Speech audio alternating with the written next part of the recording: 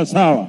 Amalgamated Union ambaye ni Sister Rose pia ndio hiyo inakuja hapo, na tunajua kwamba hawa ni watu ambao wanafanya kazi nzuri sana kwa viwanda kuhakikisha chuma na kila jambo ambalo linatendeka linaendelea sawa sawa. Transport and Allied Workers Union inaongozwa na ndugu Otieno, the youngest general secretary in our circles. Na kukaribisha ndugu Otieno, fanya kazi kwa bidii kwa sababu wewe ndio the future of trade union. We are a young trade unions and we encourage you to continue. Keep it up because unaendelea vizuri. Haya, asante sana isi coach. Ni what have you magari ambazo zinahakikisha ya kwamba kuna usalama mzuri sana barabarani. Bata ambayo ni shoe naongoza na ndugu Maina ambayo pia wanahakikisha wanatengeneza viatu mzuri ambazo sisi wote tunafurahia. Asanteni sana shoe and leather na wengine wengi ambao wanaendelea kupita. Asanteni sana, Mungu azidi kuwabariki, mnafanya kazi mzuri. Asante sana Golf Hotel Kakamega, jini ya Hotel Workers. Hawa ndio wapishi wetu ambao wanahakikisha kazi mzuri inafanyika Golf Hotel Kakamega. Ukitaka chakula safi, ukitaka jambo gani, tembelea Golf Hotel Kakamega. Hao wanajua chakula yao ni safi, kila kitu chao ni safi. Ukienda hapo unatoka na furaha.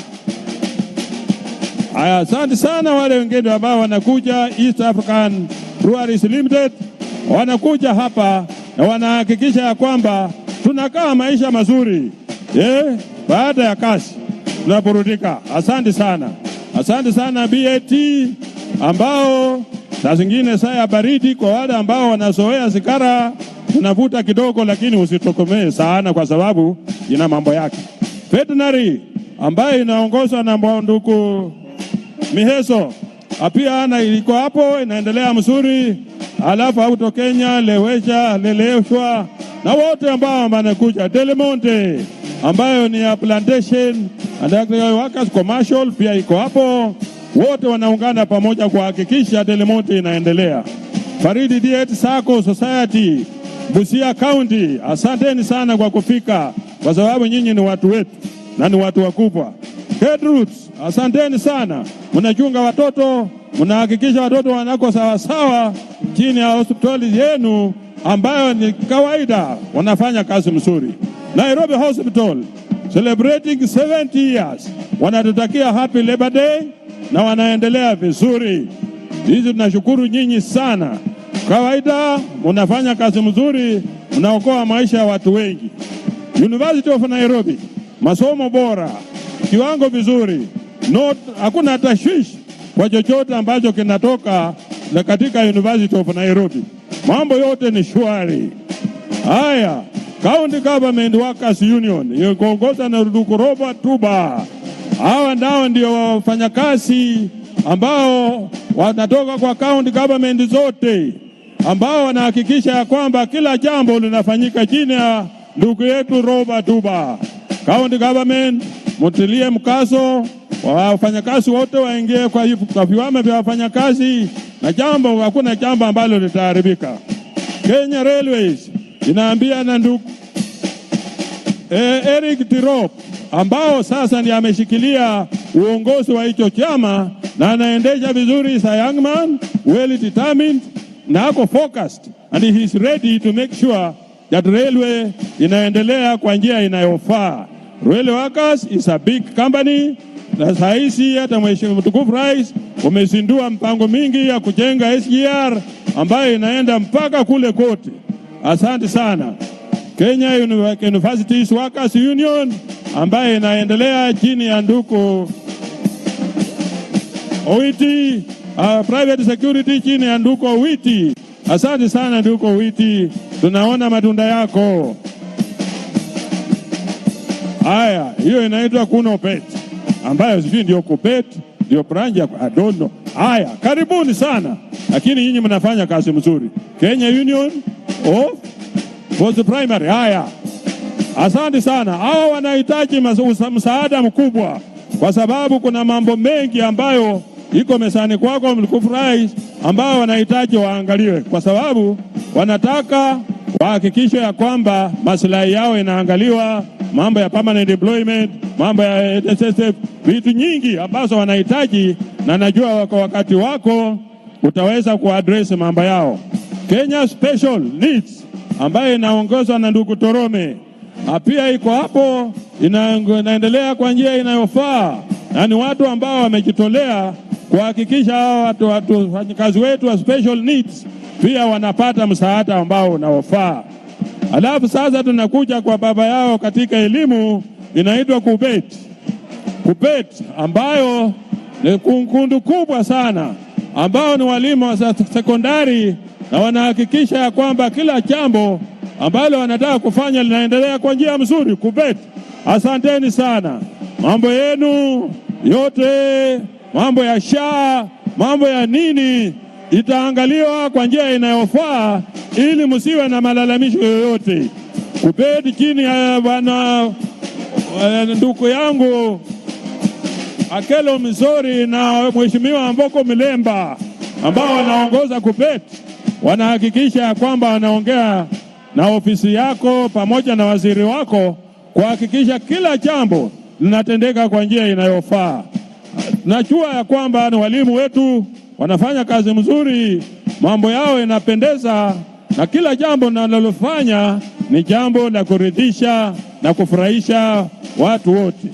KUPPET kuna branches nyingi ambazo ziko hapa kutoka kwa kila sehemu ya sehemu hii ya mkoa wa Magharibi, samani inaitwa mkoa wa Magharibi. Wote wamekuja hapa kwa vitengo mbalimbali. Kila kitengo kiko hapa, kutoka Busia, kutoka Kakamega, kutoka Vihiga, kutoka wapi, wote wako hapa na wanaendesha kazi yao kwa njia iliyo bora sana. Usimamizi bora, ulinzi bora, kila jambo ni bora. Malalamishi yao wanahakikisha wanapitisha kupitia kwa union yao na wanasikizwa kwa njia iliyo sawa.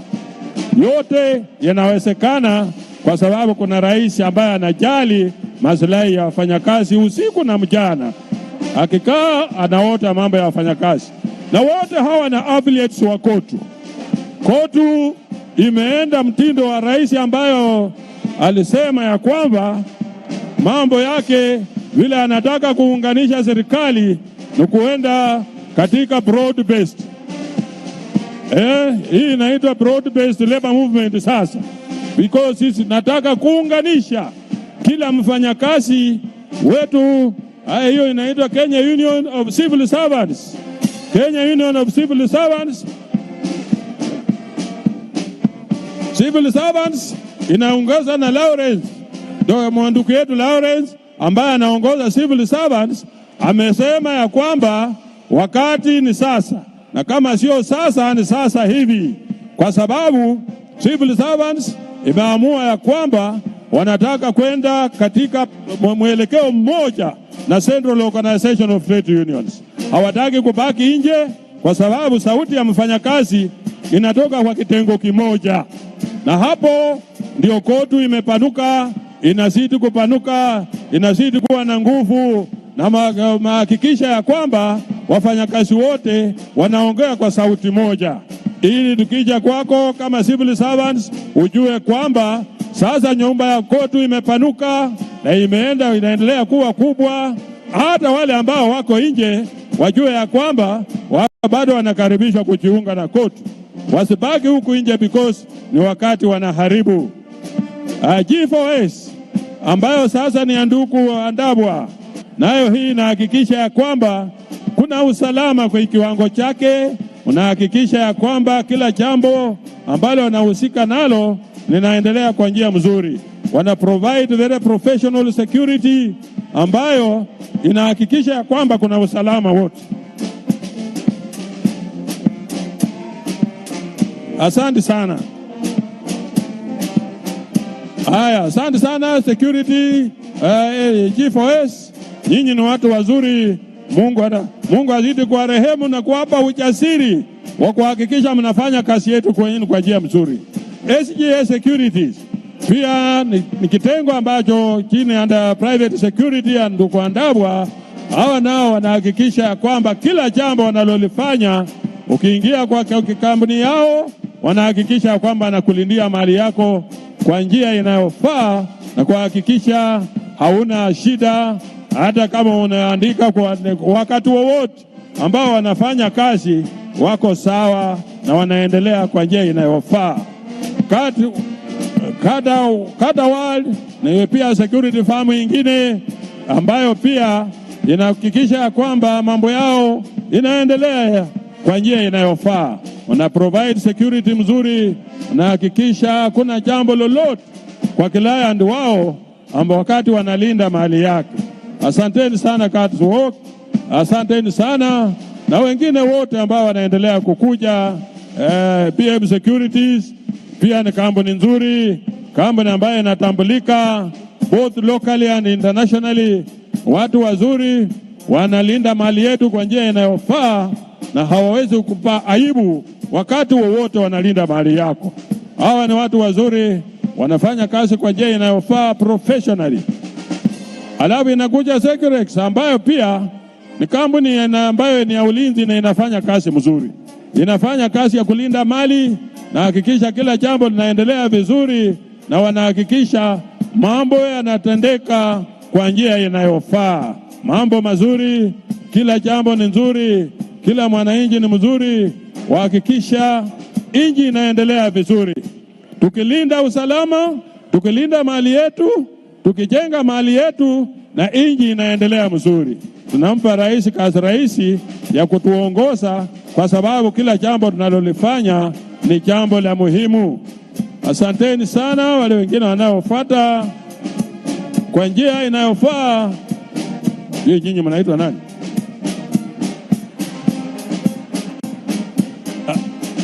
Asante sana, na waona hapa East African Stop na something. Fanyeni kazi yenu kwa njia inayofaa kwa sababu nyinyi ndio watu wazuri. Kama siwaone vizuri lazima niwaulize mnaitwa nani nyinyi. Haya, asante sana. Kazi mzuri ambayo mnafanya. Asante na Mungu azidi kuwabariki.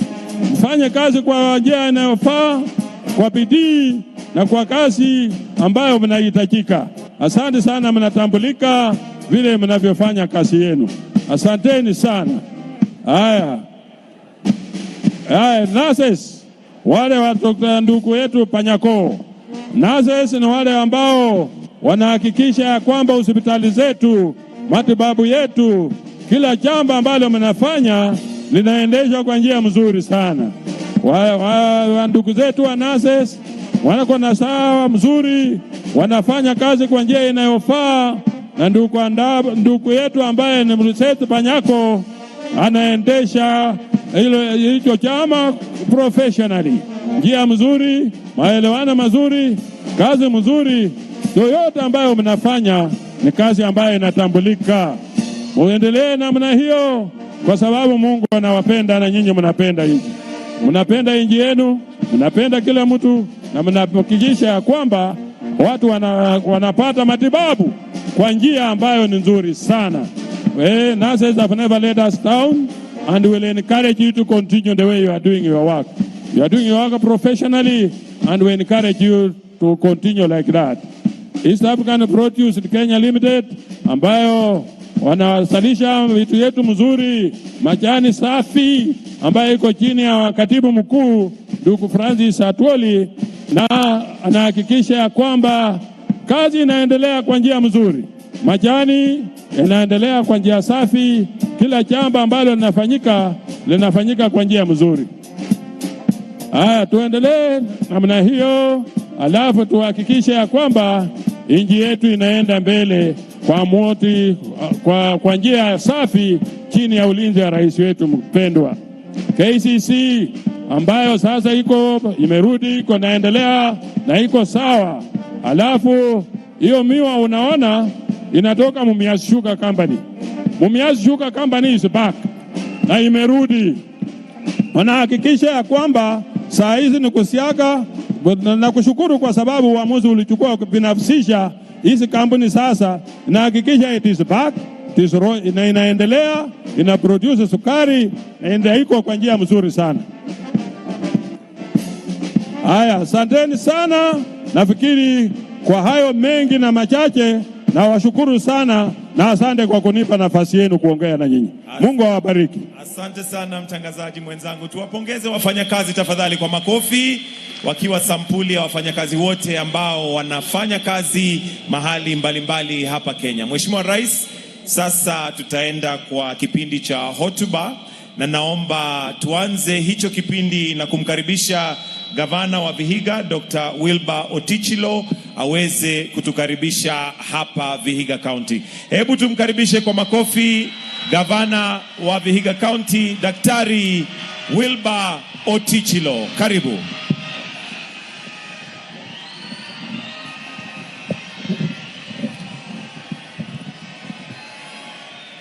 Basi Labor Day oye! Labor Day oye! Labor Day oye! Vihiga oye! Kenya oye! Rais oye! Asante sana.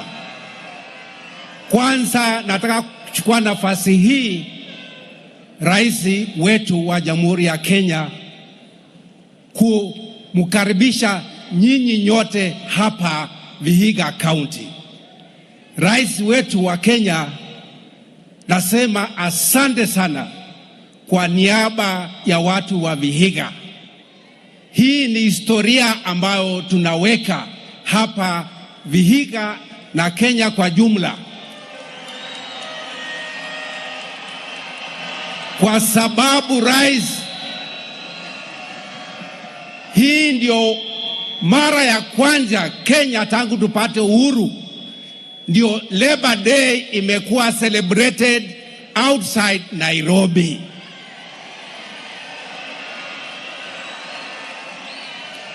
Na Rais, kama hungekuwa wewe ambao ulipropose kwamba Labor Day ifanyike hapa Vihiga, hatungekuwa hapa. Kwa hivyo kwa niaba ya watu wa Vihiga na jimbo la Magharibi, nasema asante, asante sana. Pia nataka kutoa shukrani kubwa kwa Secretary General wa COTU ndugu Francis Atwoli na Executive Committee yake kwa kukubali kwamba Labor Day ya 61 Labor Day iwe tusherekee hapa Vihiga. Kwa hivyo nasema COTU asante sana, asante sana. Na Rais, umejionea mwenyewe kwamba ile jambo ambalo lisema tukue hapa inaonyesha kwamba wafanyakazi wanafurahia sana sana kwa sherehe hii kuja mashinani, na nina hakika kwamba zile sherehe zitakuja baadaye, sitakwenda kwa mashinani kwa kaunti zingine. Pia Rais, niruhusu pia nitoe shukrani kwako, kwa sababu hii sherehe tulikuwa na kusudia kwamba itafanyika pale Kidundu Stadium, lakini kwa vile stadium ujenzi ilianza baadaye, ilikuwa lazima tupate mahali pengine pa kufanya hii sherehe, na ulikubali kwamba hii sherehe iwe hapa. Kwa hivyo nasema asante. Pia nasema asante sana kwa wewe kukubali Kidundu Stadium kujengwa hapa Vihiga. Hiyo stadium italeta mabadiliko makubwa sana hapa Vihiga. Rais, niruhusu kwa niaba ya watu wa Vihiga na viongozi wa Vihiga County, MPs wote MCAs wote na viongozi wote wa Vihiga County kusema shukurani kubwa kwako, kwa vile wakati huu tunazungumza hapa tuko na miradi mingi ambao wewe umeanzisha hapa Vihiga, ambayo imebuni kazi kwa wananchi wetu wengi sana. Miradi ambayo umeanzisha ni mingi. Kwanza, kwa upande wa ujenzi wa markets, tuko na markets 10 ambayo inajengwa Vihiga wakati huu, na hii markets ikimalizika itabuni kazi nyingi sana. Pia tuko na nyumba za affordable housing ambao zinajengwa hapa Vihiga. Tuko pia na hostels ambao zinajengwa. Tuko na barabara salami karibu 5 zinajengwa. Rais, hii miradi yote imeleta kazi kwa vijana wetu na akina mama wetu. Kwa hivyo wakati huu ninazungumza, hii miradi imebuni kazi kwa watu wetu wa Vihiga. Pia Rais, niruhusu nikushukuru kwa kukubali kwamba Vihiga iwe moja ya counties ya Kenya ambao wako na county aggregation and parks, ambao ni ujenzi wa viwanda ambao itakuwa pale Luanda. Hiyo KAIPS inajengwa na ikimalizika tutakuwa na kazi mingi sana hapo. Pia Rais, pia ni uruhusu nitoe shukrani kwako. Watu wa Vihiga wamesema kwamba kwenda Nairobi ni kazi ngumu sana, kwa vile traffic jam kutoka Nakuru kwenda Nairobi imekuwa kubwa sana, tunachukua masaa mengi. Lakini wewe umeanzisha dual carriage kutoka Rironi ambayo itakuja mpaka Nakuru, Mau Summit na baadaye mpaka Malaba. Hiyo itafungua uchumi wa Western Kenya. Kwa hivyo sisi watu wa Vihiga wa Western Kenya tunasema asante sana kwako. Pia tunatoa shukurani kwako kwa vile pia SGR ambayo imefika Naivasha, inatoka Naivasha itakuja mpaka Kisumu mpaka Malaba. Tunasema asante sana. Na hii SGR inapitia hapa kwetu Vihiga, Luanda town. Tunasema asante. Lakini Rais, nimeulizwa na hawa watu wangu wa Vihiga na leadership wa Vihiga kwamba Luanda tuwe na station ya SGR.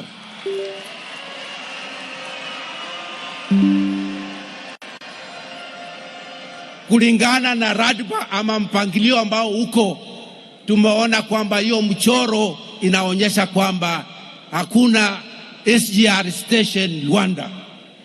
Kwa hivyo kwa niaba ya viongozi na watu wa Vihiga tunaomba tuwe na SGR station hapo Luanda ambao itafungua mawasiliano ya Western Kenya kwa watu wote. Rais, nataka kutoa pia shukurani kwa sababu area hii ya Western Kenya tuko na labor courts. Uko Busia tuko na labor court, Bungoma tuko na labor court, na hapa Kakamega pia tuko na court of appeal ya courts. So kwa hivyo courts za kuhusiana na maneno ya labor matters ziko hapa. Ile ningependa kuuliza tu hapa Vihiga tukubaliwe tuwe na registry ya labor courts, so that tukiwa na mzozo tuwe tunaweza kuwa nayo hapa. Mwisho, Rais, tuko kwa hii shule ya Chavakale High School. Hii ni shule ya kitambo sana na ni one of the most important high schools in the country as a national school. Hii shule vile ukiangalia rais, unaona mijengo yake ni ya zamani, na wakati huu tuko na over 2000 students hapa. Kwa hivyo nimeulizwa na viongozi wangu, uongozi wetu wa Vihiga na management ya college ya high school hii, kwamba tuone vile mijengo ya shule hii inaweza imarishwa ikiwe mijengo ya kisasa na tuwe na ghorofa. Kwa hivyo hiyo ndio ombi peke yake rais nitaomba kwa leo, kwa vile miradi tayari ni mingi, tunataka tumalize kabla hatujauliza zingine. So Chavakale High School kama inaweza patiwa some positive affirmative action, tutakubali. Sasa nataka kuchukua nafasi hii kwa introduce leaders ambao wako hapa, ambao wamekuja kuhudhuria sherehe ya leo, na nitaanza na governors ambao wako hapa. Tuko hapa na governor wetu wa Kakamega, Fernande.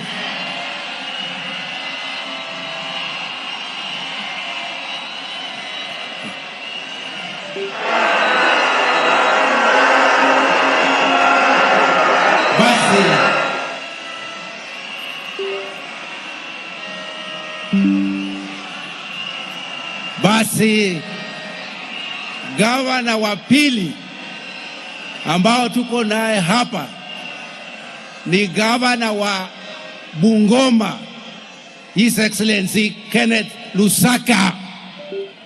Kenneth Lusaka. Haya, tuko pia na my deputy governor ako hapo, Wilberforce Kitiezo. Na ningependa kama tuko na deputy governors wengine kutoka majimbo zingine wasimame waonekane. Basi tuko pia hapa na members of parliament wote wa Vihiga County wako hapa, na nataka kutoa shukurani kwa hawa. Tumefanya kazi pamoja tukijitayarisha kwa siku ya leo. Kwa hivyo MPs wote wa Vihiga County, simameni muonekane.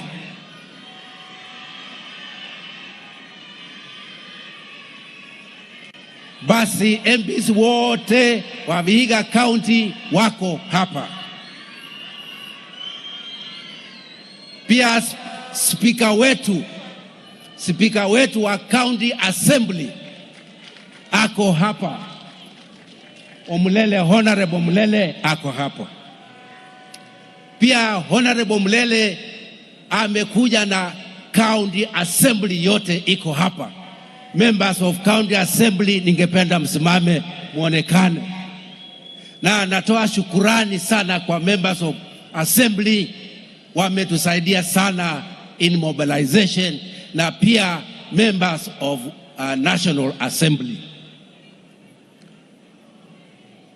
Ningependa pia kuintroduce my senior government officials of Vihiga, that is my CCMs na chief officers, wote wako hapo. Simameni muonekane. Hao ndio chief officers wangu ambao tunafanya nao kazi.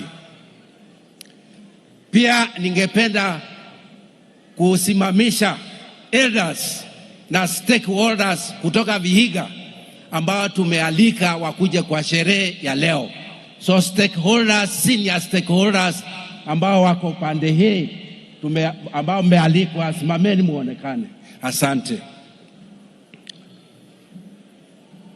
Pia ningependa kusema asante kwa wale wote ambao nyinyi mmekuja siku ya leo kwa sherehe ya leo. Kwa niaba ya viongozi wa Vihiga County nataka kusema asanteni, asanteni sana kwa kuhudhuria sherehe ya leo. Tumeweka benchmark na nafikiria kuenda mbele. COTU tutakuwa tukiweka Vihiga as a benchmark. Kwa hayo mengi nasema asanteni sana. Mungu abariki Vihiga, Mungu abariki Kenya. Na kabla sijaondoka, kabla sijamaliza, nataka mnipatie museme rais hoye, rais hoye, Atwoli hoye, Kenya hoye. Asanteni sana na Mungu ambariki. Tumpongeze Governor Otichilo. Asante sana kwa hotuba na kutukaribisha hapa Vihiga County. Kwa sasa Mheshimiwa Rais, naomba nimkaribishe Brother Reverend Joel Chebi aje amkaribishe Secretary General wa COTU. Tumpigie makofi tafadhali akija mwenyekiti wa COTU Brother Reverend Chebi. Mheshimiwa Rais wa Jamhuri ya Kenya Dr. William Samoei Ruto, tunakushukuru sana kwa maana nafikiri hii ni mara ya 3 kuwa katika mkutano ya wafanyakazi. Inaonyesha moyo wako inaangalia walio wanyonge na wale wengine pia ambao wamefanikiwa. Na kabla sija sema kitu, alafu nikaribishe mwenyewe ambaye ni Secretary General of COTU, maana President ni guest of honor katika mkutano huu. Na mimi nimeona nyinyi watu ya Vihiga na wale wafanyakazi ni watu wazuri sana, na mimi najua Mungu, nyinyi ni watu ambao mmeomba sana. Hakuna mkutano mwingine mmekuwa kama hii. Mungepigia Mungu makofi kwa sababu ya hiyo. Asante. Wacha nisimamishe wale Secretary Generals ya COTU wote, muone wasimame. COTU officials, simama mahali ulipo. Your Excellency, unaweza ona nyuma, unaweza ona hawa. Watu hawa ni watu ambao tumefanya kazi pamoja na wewe, na watu ya Vihiga, mnampa makofi watu yetu hawa.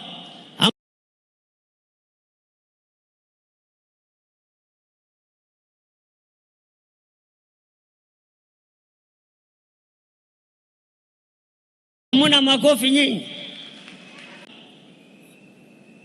Huyu gavana ya hapa aliniambia alikuwa naomba Mungu akupate, Mungu aongee na moyo wako ili national event ikuje katika mahali hapa. Kwa hivyo najua wewe umefanya vizuri ulete kuongea na Dr. Atwoli, tukaita board ya COTU na tukakubaliana pamoja, ndio sababu tuko hapa. Lakini Your Excellency, apart wewe kupenda iletwe hapa, wengine wanauliza kwa nini imekuja. Sababu ya sisi kukuja hapa ni kwa sababu kwanza tunakuheshimu na tunaheshimu hii county ambaye Veteran Trade Union imetoka hapa kuliko county ingine. For example, Your Excellency na Dr. Atwoli, Agrimenya inatoka hapa. Hii ni veteran. Joseph Mukala anatoka hapa. Huyu ni veteran ya hapa. Honorable Mwanji anatoka hapa. Brother Rajab Mondi ni veteran anatoka hapa. Katumanga ile ya NAT anatoka hapa. Wasike Ndombi anatoka hapa. Alafu Mheshimiwa Omido anatoka hapa. Sasa kwa sababu ya hiyo heshima, Your Excellency, ndio umefanya vizuri. Mukala aliwacha hiyo kazi kuretire kwenda kwa serikali 2001. Ndipo Dr. Francis Atwoli akachukua vile vile, anatoka sehemu hii. Kwa hiyo unaona watu 10 come from Western veterans. Na Dr. Atwoli amefanya vizuri kwa kazi ile. Tumerutisha yeye na wafanyakazi wamerutisha. Sasa na unajua yeye si mtu rahisi sana. Ni mtu ambao Mungu amempa neema. Mahali yeye ako ILO, president ya watu kila sehemu. Kwa hivyo Your Excellency, sisi tunafurahi kukaa na wewe pamoja na hii watu. Na mimi nataka tukaribishe Dr. Francis Atwoli. Kama unajua hiyo China, yeye sai from 2001 by the grace of God is the longest serving veteran of trade union. Na tunashukuru Mungu kwa neema hiyo. Ningefikiri mnapiga makofi nyinyi. Yes. Sasa yeye vile vile ni mtu mzito katikati yetu.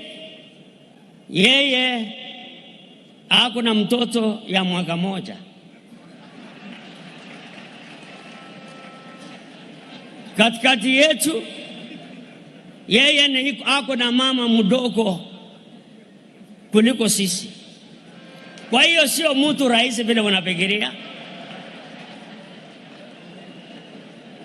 Kwa hiyo nitakaribisha yeye, ni mtoto yenu, ametuchunga, amechunga wafanyakazi ya Kenya yote. Makofi kwa nyinyi ambao mnakaa hapa. So Your Excellency, hii team ni team kali. Na kwa hiyo Mungu akubariki kwa kukuja. Na jambo lingine naomba kwa unyenyekevu ni ile ya kuna kampuni inaitwa Hela ametoroka na pesa ya wafanyakazi ya mwaka yote.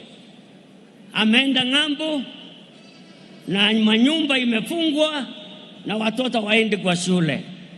Your Excellency, through Dr. Francis Atwoli, ninaomba kwa unyenyekevu tusaidie kwa sehemu hiyo. Tupige makofi kwa Dr. Francis Atwoli.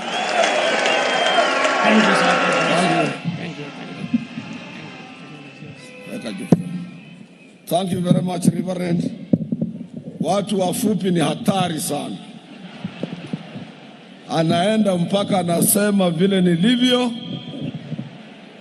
mpaka anafanya watu wote dunia mzima wanajua ya kwamba na ni kweli mimi, na ndio kwa sababu mkanirudisha kwa tamu nyingine ile mtoto wangu asikose maziwa.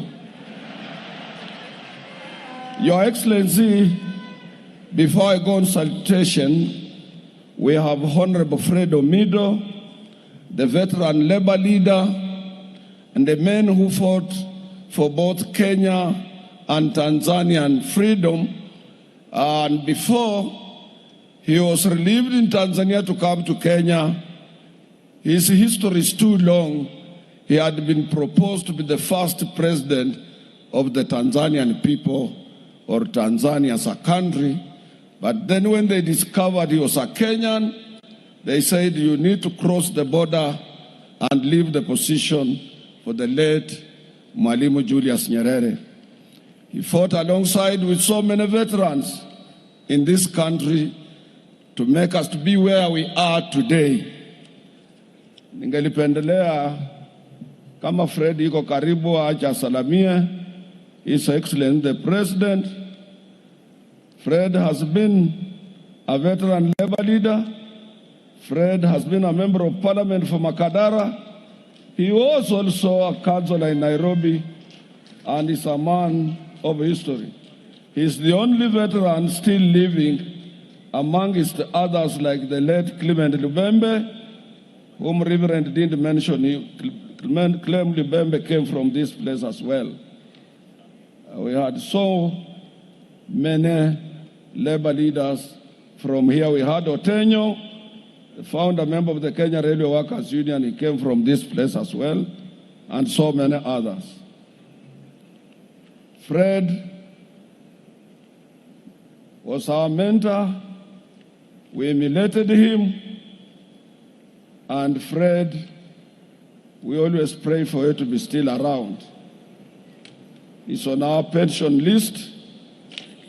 Yeah, sema tu jambo.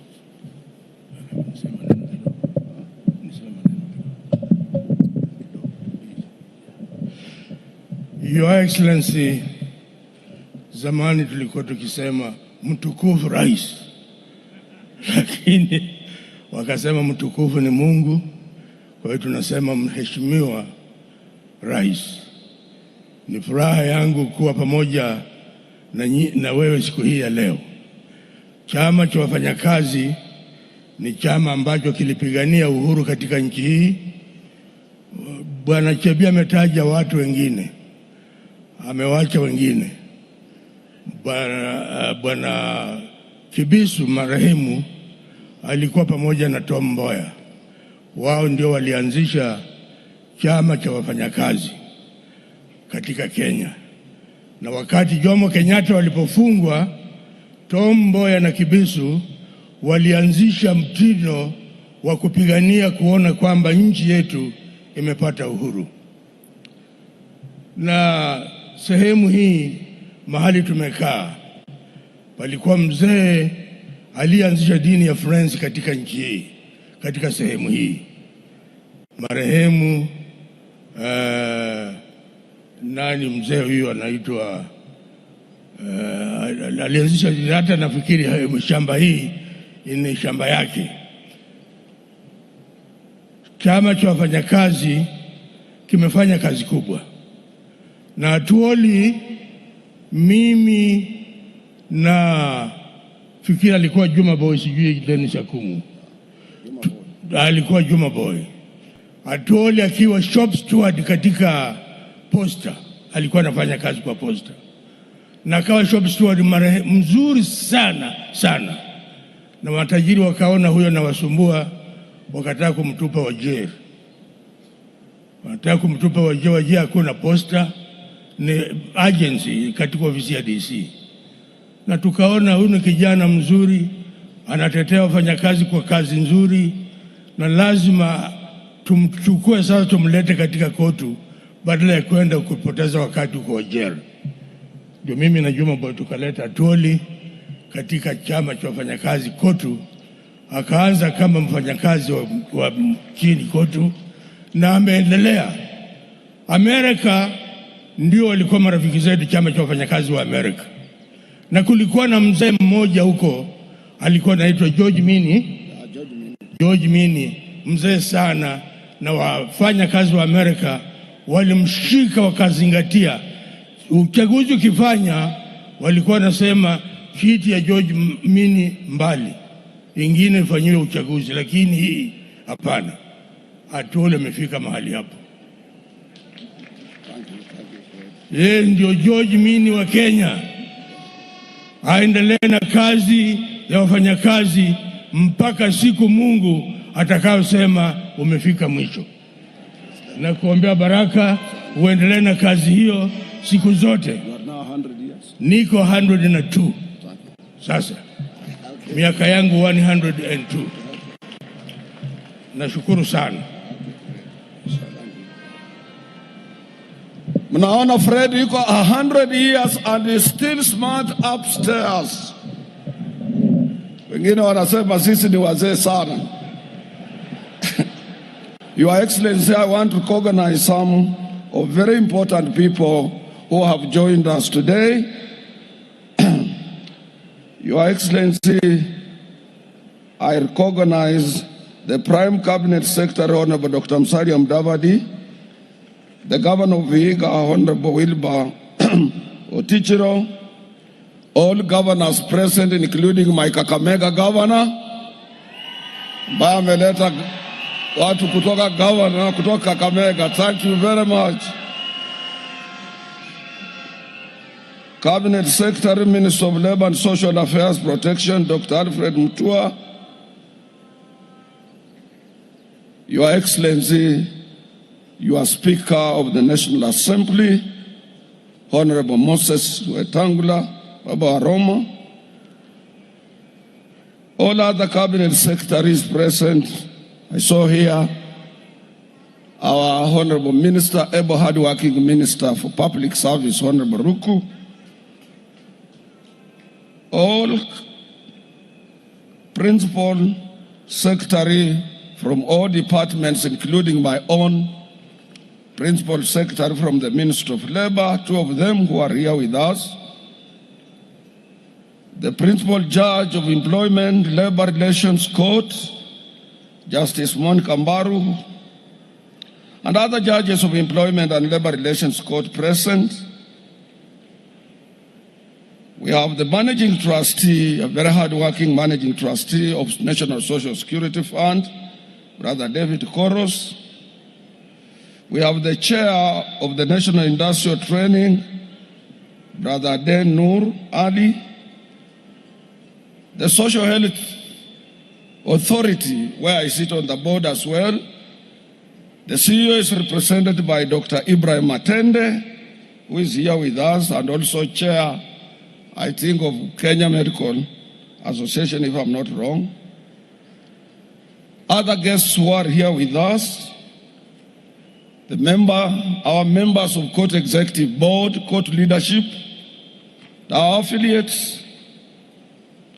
First and foremost, Your Excellency, I take this opportunity to thank you for honoring our invitation to be the chief guest during these 61st Labor Day celebrations under the theme, Kenya Workers Support the Northern Link, Accelerating Trade through the Rironi-Malaba Highway Transformation. Your Excellency, this is a very special Labor Day in our year calendar because for the first time since 1965, we have, through your support, your request, and also the invitation from the Vihiga County to be conducted outside Nairobi since the formation of COTU in 1965.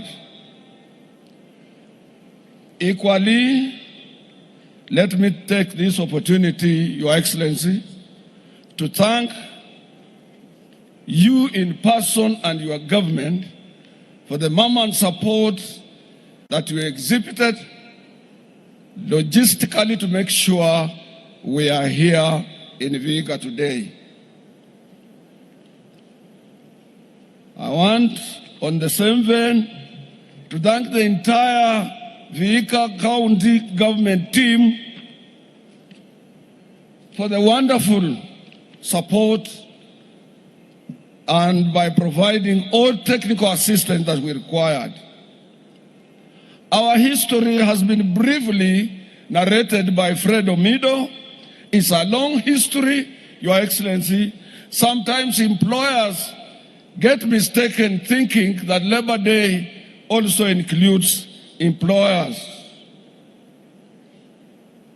The history of labor movement is long, Your Excellency, because it dates back from 1st of May in 1886 in Haymarket at Chicago massacre, where thousands and thousands of workers were clobbered when they were striking, demanding an 8-hour working.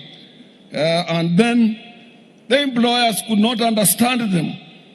They asked police and they used whatever available missile and so many workers died on that day, and this prompted Paris meeting of labor leaders on 4th of June, on 14th of June in 1989, to declare this day a Workers' International Labor Day. Here in Kenya, our founding father, Mzee Jomo Kenyatta, in 1963, he made a declaration. And in that declaration, it did really vividly mention that he is accepting that Kenyan workers should join other international workers on International Labor Day to celebrate this day as a Workers' Day in the Republic of Kenya. Doesn't mention employers. Employers can come on our invitation and so on. And I want to thank Kenyan employers who have given us and support. Your Excellency, we have been renewing our collective bargaining agreements time and again through the support of our employers in the Republic of Kenya in order to improve terms and conditions of service of our members. And we would like those positive employers to continue cooperating with us for the purposes of putting some mechanism in place to jointly spur economic growth of our country and make sure that we create more employment for our young men and women who are leaving institutions of high learning on daily basis.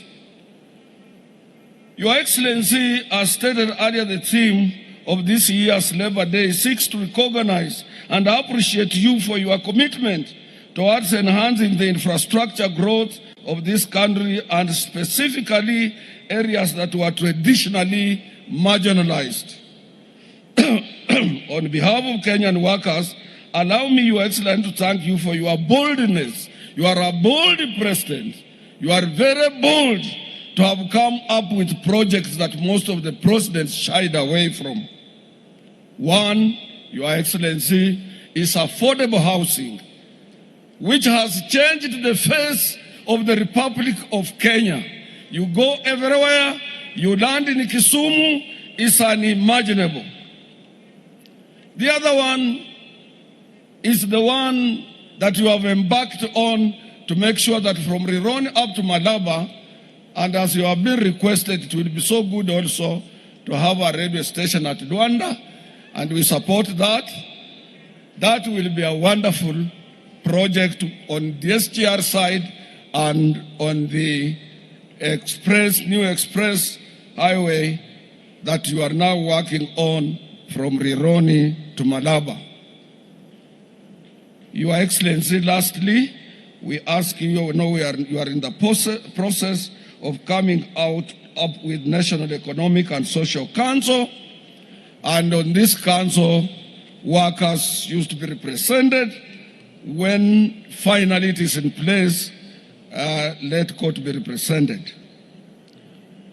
Your Excellency, as it has been stated, we recently, and I want to thank your Minister for Labor and the entire Labor Ministry fraternity, they did a commendable job during our recently concluded COTU elections, which your government allowed COTU as a free and independent workers' labor movement to regulate itself under the supervisory mechanism provided for by your Minister of Labor.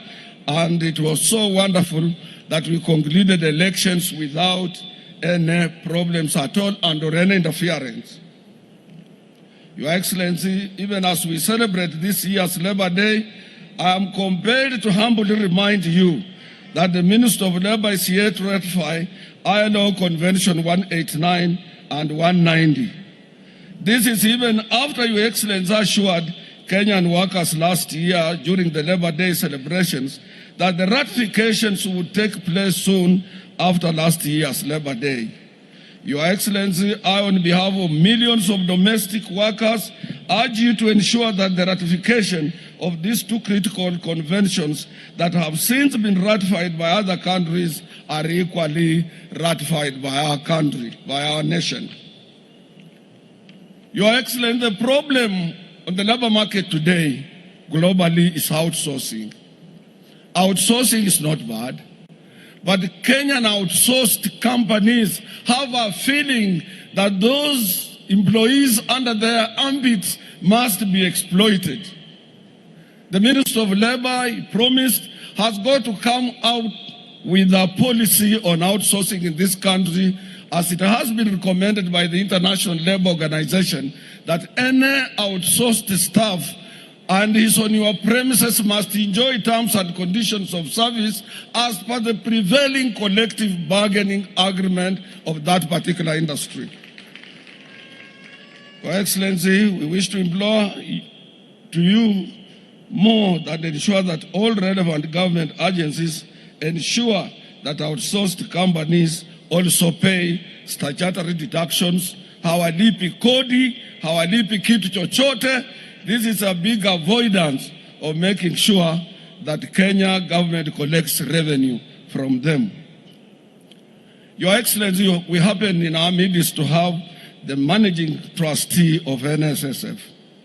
Let me take this opportunity to thank you for the vision and leadership that you have exhibited towards making the National Social Security Fund a leading pension scheme in Africa that is responsive not only in eradicating old age poverty, but also meeting the infrastructure demands.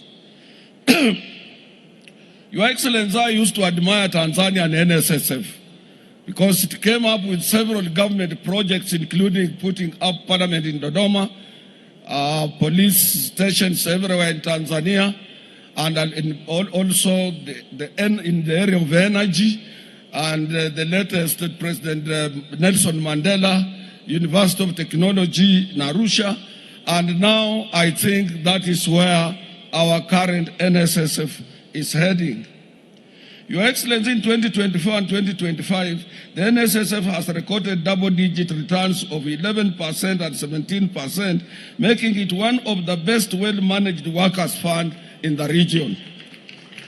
We kindly ask you to allow more workers and employers representatives to sit on the board. Say, for example, workers should provide 4 instead of 2, and employers should provide 4 instead of 2, so that we assist the CEO and his team to efficiently manage this workers' fund. Your Excellency, we wish to draw your attention to the growing challenges facing Kenyan workers within the EPZ under the Export Processing Zone Authority, where we are witnessing the emergence of companies not honoring freely negotiated collective bargaining agreements. Briefly, Your Excellency, let me touch on Social Health Authority. We have heard a lot of noises and so on, more so coming from our institutions and workers and other interested organizations. When we carried out research, Your Excellency, we found that you meant very well when you established the Social Health Authority. But as a member of that board, I can tell you for free that the problem that SHA is facing is internal. Otherwise, SHA has done a commendable job. And also, the problem is of mixing 2 acts, one for Digital Health Authority and which is independent, with that one of SHA, 2 independent acts of parliament, away from the one that established SHA. As I'm talking to you, Your Excellency, SHA does not administer the information communication system under Taifa Care platform, which is supposed to monitor the entire expenditure of SHA, and also if SHA is given full administrative of that particular platform, other than this being worked out by the DHA, that will be the end of conflicts between the insured organizations and service providers. You can look at that. Meanwhile, those are administrative issues. I have talked to the minister concerned, and I think if they are looked into, that SHA have a platform, controls the information and monitors the expenditure both income and expenditure of contributions, which about 90% comes from workers, there will be no more problems. Your Excellency, I have said about affordable housing, and I don't want to repeat, and I want to thank you very much. I want also to go further than that. You allowed us workers to apply to be apportioned, and you reduced the deposit from 10% to 5% for workers. Let these workers be part as owners, because they are contributors of this beautiful, magnificent, affordable houses throughout the Republic. Your Excellency, I don't want to labor too much on that. That's a subject we have discussed with you and you are aware. Your Excellency, as Kenyan workers, we are deeply appreciative of the move by your government also to build, as I've said, an SGR. But we want to appeal to you. We have a young man elected by railway workers called Eric Tirop. He wants to renew the CBA, which is stalled since 2014. And that will energize workers in that sector and have an opportunity to enjoy terms and conditions of service like any other workers. You have done very well in sugar reforms, and I want to thank you for that. And the General Secretary was here, Brother Wangara. You have done a good job in sugar reforms and all those factories around. The only problem is that some have reduced workers' salaries by 40% against the ILO Convention on Wages and Protection, and also on issues related to equal work of equal value. And that one I know you will advise accordingly, and you will allow the union concerned to sit with the management and work out on that. Lastly, Your Excellency, I don't want to belabor too much because most of the things are things you know very well. We as workers, we are very much concerned about the ongoing political rallies in this republic as if elections are there next week. We urge the IEBC to put a stop to this menace and ask Kenyans to wait until IEBC releases the campaign calendar for our next year's elections. What we are trying to do now, inciting Kenyans, telling Kenyans things that are not really, this means that, Your Excellency, even if elections will be carried out and whoever wins fairly with this polarization might cause a problem into our country if you can't put this on a stop. In any country where we have political turmoil or strife, it is workers, women, and children who suffer because they can't fly out. These self-proclaimed leaders of the opposition, they will run away. You will not see them here. And they must be tamed by law. And this is the work of IEBC and our government to make sure that since we are not in electioneering period, you are busy developing this country. You are busy everywhere inspecting government projects, and some people are trying to mar the good work that you are doing. I am passionate about this request, Your Excellency, because if anything happens, it is us. When this ship sinks, it will sink with everybody. Your Excellency, on behalf of my colleagues, let me thank you for providing some mechanism to spur economic growth of our country. Kenyans did not believe that you can stabilize our economy with signs of construction work across the country that we have witnessed and improvement in infrastructure and what we are seeing. They didn't. Kenyans could not believe that you could lower down the prices of fertilizer. While inflation remains low at 4.40%, the consumer price index in the country has risen to 150.0 points. I want to come to that one later because that will be the last thing.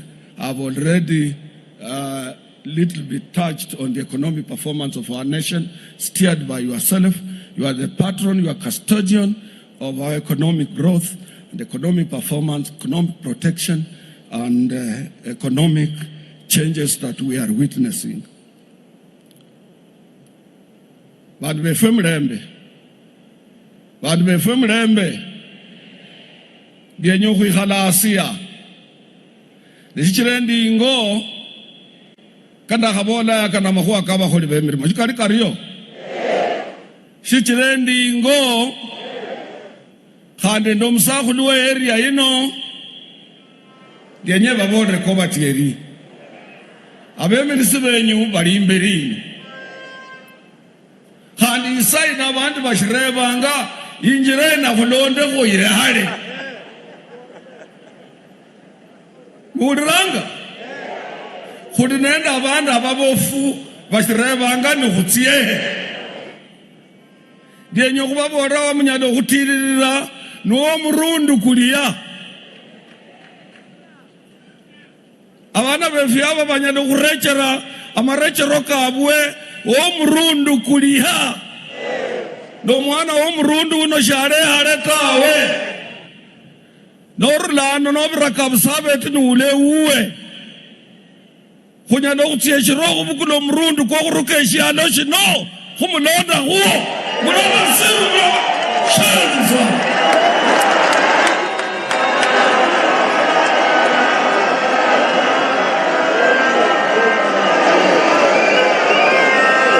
serikali hiye kulimona mawaziri kane ama permanent secretary zaidi ya 10 abakongo betu parastatal bosi bali muserikali hiyo abantu bali nende sauti kuli muserikali hiyo fwenzi kuli muo kuli nende pao muserikali hiyo abakwe benyu barebange pao fwe kuli nende pao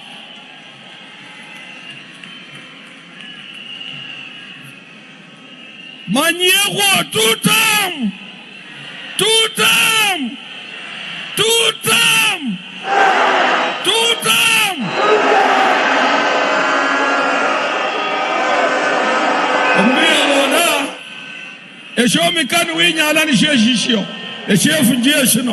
Your Excellency, I have finished.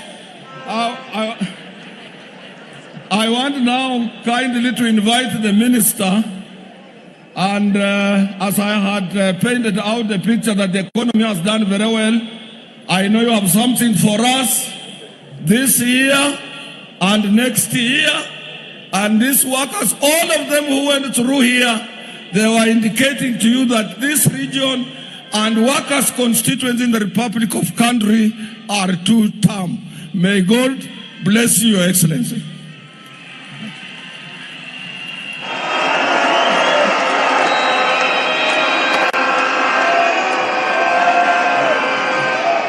Your Excellency, I'm being reminded by my able personal assistant and technical technician on economy that if you gave us 23% minimum wage increase, your government will be stable.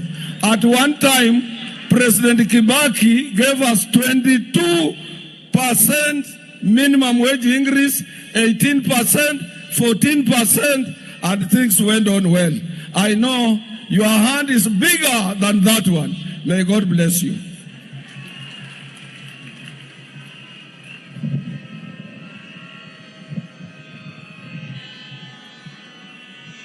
Thank you, Mheshimiwa Atwoli, for warming the crowd for us. Mheshimiwa Rais, ningependa kutambua wale wote walio hapa na kwa niaba ya Mheshimiwa Musalia Mudavadi PCS nitambue viongozi wa serikali walio hapa kabla ya hotuba, ndio wananchi wajue ya kwamba serikali imejaajaa hapa kwa wingi.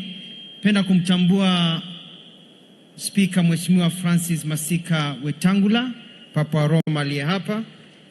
Cabinet Secretaries wenzangu Wycliffe Ambetsa Oparanya, Deborah Mlongo Barasa, Geoffrey Kiringa Ruku, Public Service, Head of Public Service Felix Kiptarus Koskei yuko hapa.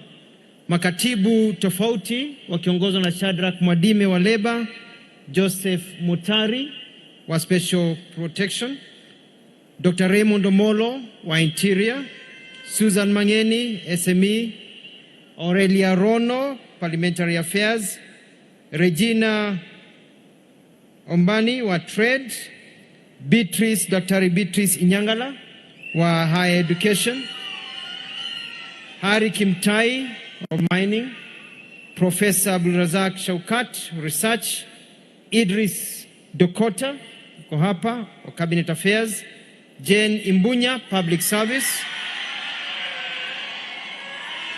Dr. Auma Oluga wa Health. Tuko pia na Director of Public Prosecutions Renson Igonga yuko hapa na viongozi tofauti pia. I'd like to recognize the President of the Labor and Employment Court, Labor Justice Monica Mbarun, and justices who are here. Your Excellency, mine is a very short speech. Life is about progress, a desire to wake up in the morning and go and make a living and live a decent life. Ability to have hope and to look forward and tell everybody about around you that mbele iko sawa. Your Excellency, when I was growing up, there was a poem I memorized called The Desiderata. And there's a line that says, enjoy your achievements as well as your plans. Keep interested in your own career. However humble, it is a real possession in the changing fortunes of life. Life, Your Excellency, is about progress. And I'm very pleased to be working for this government, your government, because we have seen progress. Wachana na wivu, wachana na porojo, wachana na story nyingi. Ukweli ni kwamba mgala muwe lakini haki yake mpe.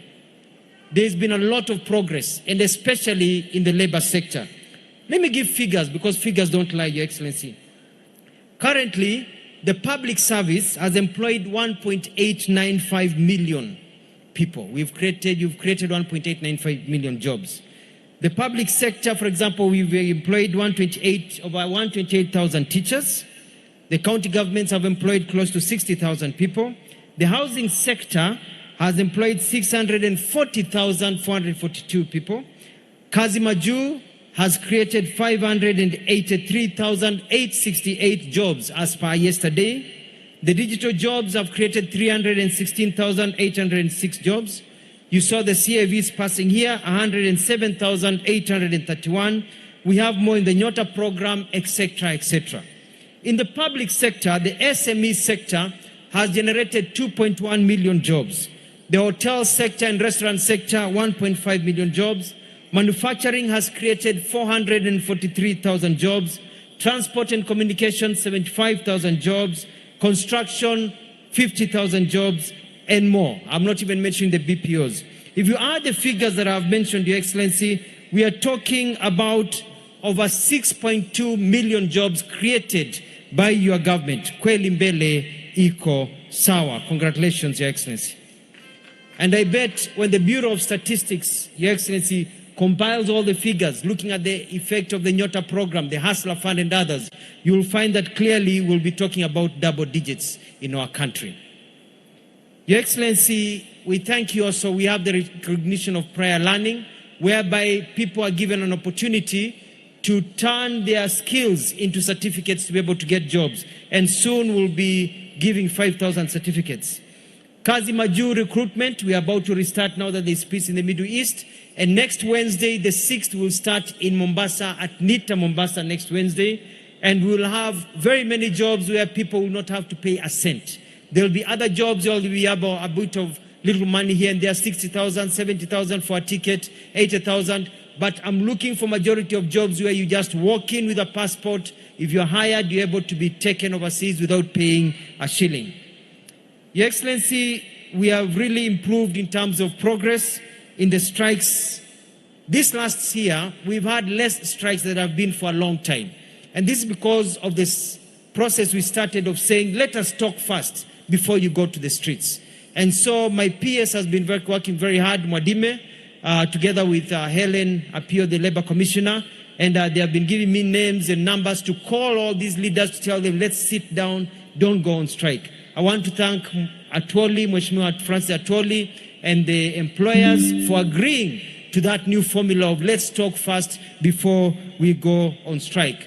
And I want to assure Mheshimiwa Atwoli that the issue of EPZ is one that I'm well versed on, and we are dealing with it, and we'll be able to finish it. Your Excellency, mbele iko sawa kabisa. In terms of BPOs, they are growing, and the issue of outsourcing, there's a team of COTU, FKE, and team from my office that is working on the regulations, and we should have them out in 45 days. New rules of operation, we are calling them, of how outsourcing should work so that there's equal pay for equal work. I'm proud to announce, Your Excellency, that with the reforms undertaken in NSSF, now from the day you retire, if you put your papers in and you've retired today, within 7 days you'll get your first payment.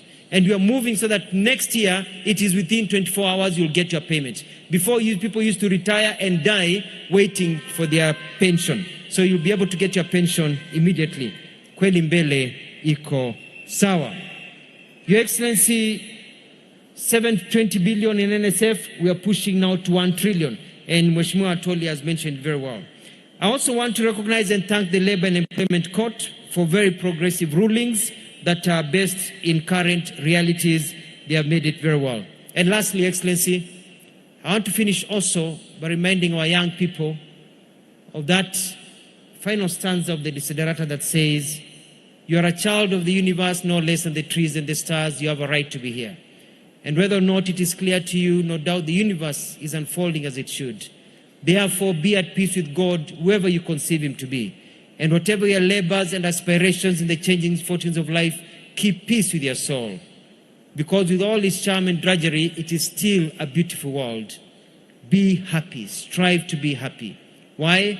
Because there is clear progress in this country. There is clear movement. Na kweli mbele iko sawa. And now, Your Excellency, Prime Cabinet Secretary Wycliffe Musalia Mudavadi.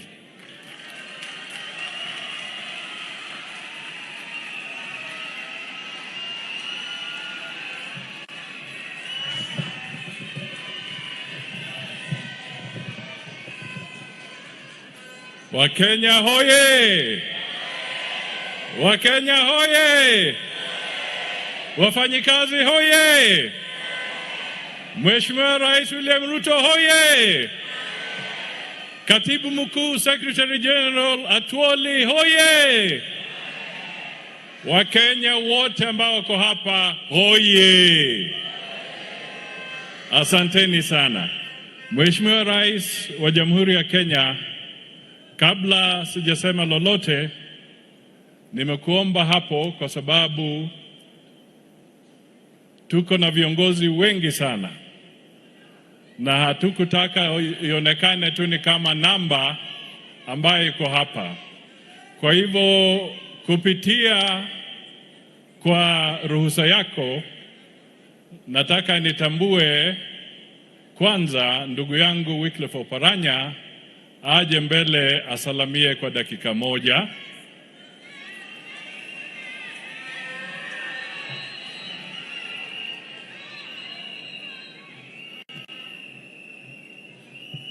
Mheshimiwa Rais wa Jamhuri ya Kenya na wenzangu ambao wako hapa siku ya leo, Wakenya oye!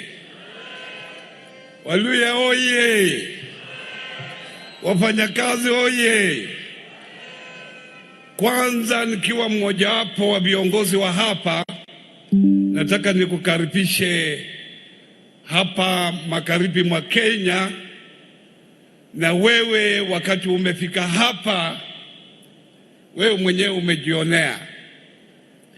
Unakumbuka siku moja uniambia ya kwamba ukiangalia unaona wale watu wengine wana impress wewe sana, lakini watu wetu wako polepole.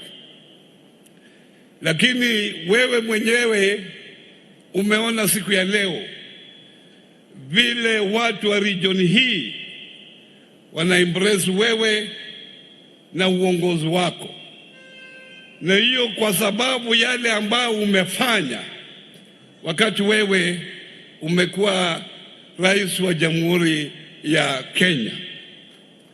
Mimi kama mmoja wapo wa waziri wako, na umetupa kazi ya kufanya, umeona ya kwamba wewe vile ripoti imetoka, economic report ile imetolewa wiki hii, imeonyesha vile uchumi wa Kenya unaendelea kukua kwa haraka sana, hata kuliko majirani wetu.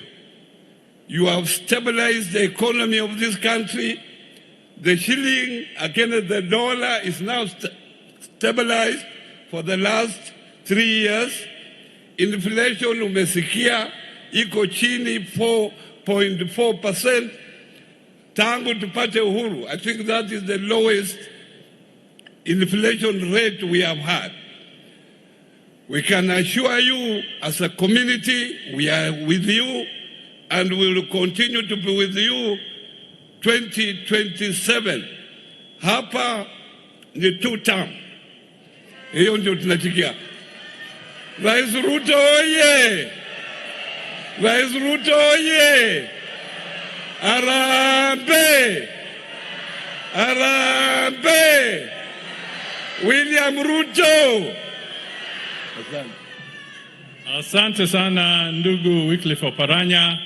Sasa nataka nimwalike Spika wa Bunge Mheshimiwa Moses Masika Wetangula.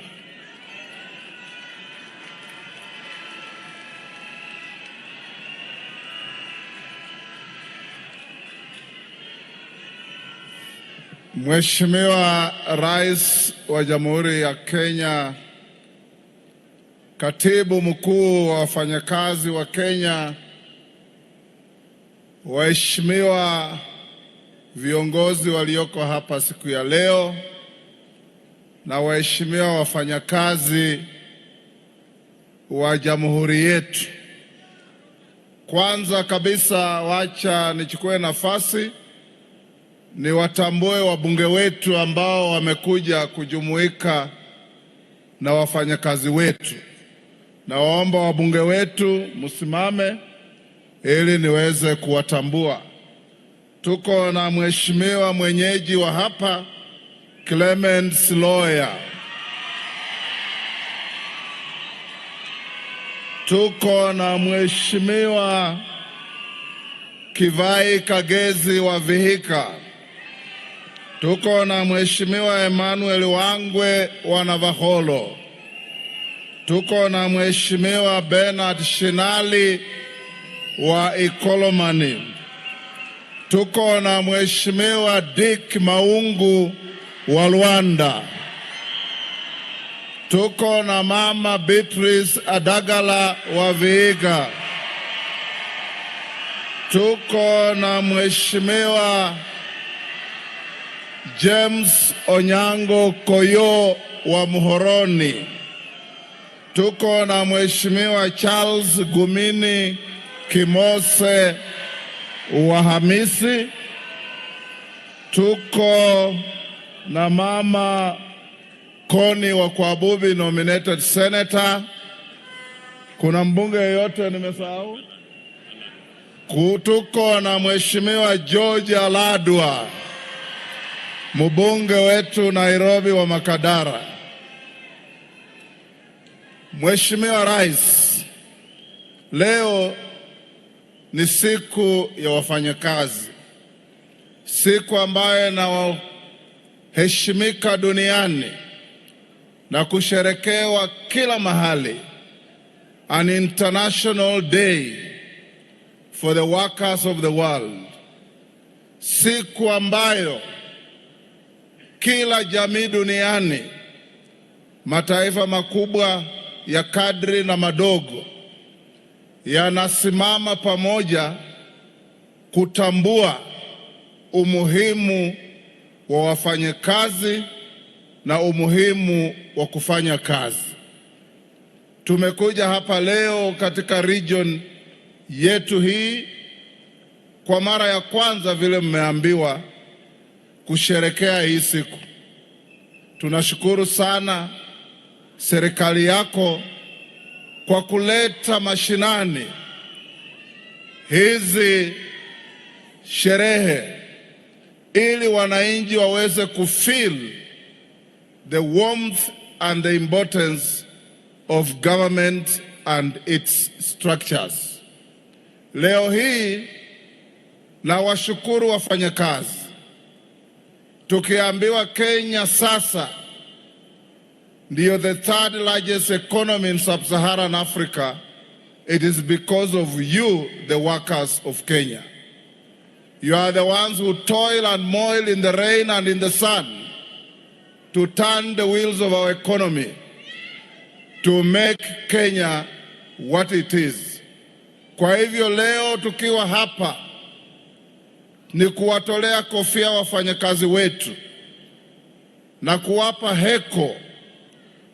Ndugu yetu Atwoli, tangu tujuane nikiwa wakili wako kiwa kule Posta, umestahimili, umetembea na jasho la kubeba wafanyakazi wa Kenya wawe kwa kiwango ambacho kinatakikana nchini na kimataifa. Tunakushukuru sana kama mzee wetu wa hapa kwa ile heshima wanaendelea kupewa na wenzako wafanyakazi kwa kukuchagua mara kwa mara. Hata juzi tu umepewa nafasi nyingine. A good labor force is so critical to any country that all of us must recognize, must respect, must appreciate, and above all, must embrace you as the people who make things work in this country. Hongera sana, Mungu awabariki, na tusherekee siku ya wafanyakazi tukijua nyinyi ndio mnafanya nchi yetu inakuwa nchi ya kuheshimika. Murio mno. Haya, sasa kwa sababu siku ni wafanyakazi na pia siku ni ya Mheshimiwa Rais, nataka sasa mimi niseme yangu mawili, alafu nimwalike Rais wa Jamhuri ya Kenya atuhutubie.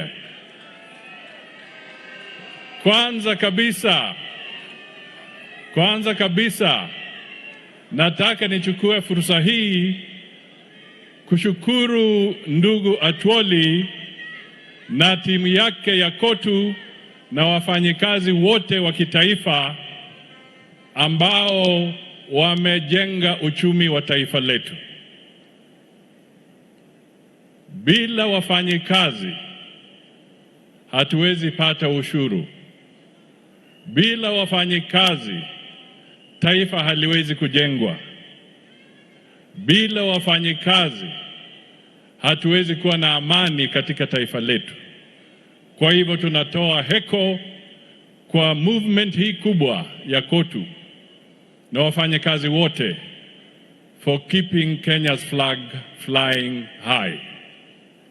Jambo la pili, nataka tu niseme kwamba Mheshimiwa Rais, a stable labor force is very, very important. Tukiwa na taifa ambalo liko na a lot of labor instability, conflict within the labor movement, then it will be difficult to achieve economic growth. Mr. Secretary General and your team, we must commend you for keeping the labor force in Kenya stable and focused.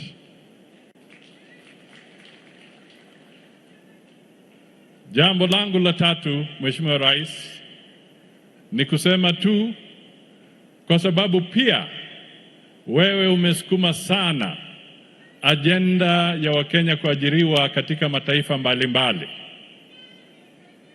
Kwa diaspora, nataka nihimize kwa siku hii kubwa ya workers katika ulimwengu kwamba the good effort, tumepata matatizo kwa diaspora hapa na pale.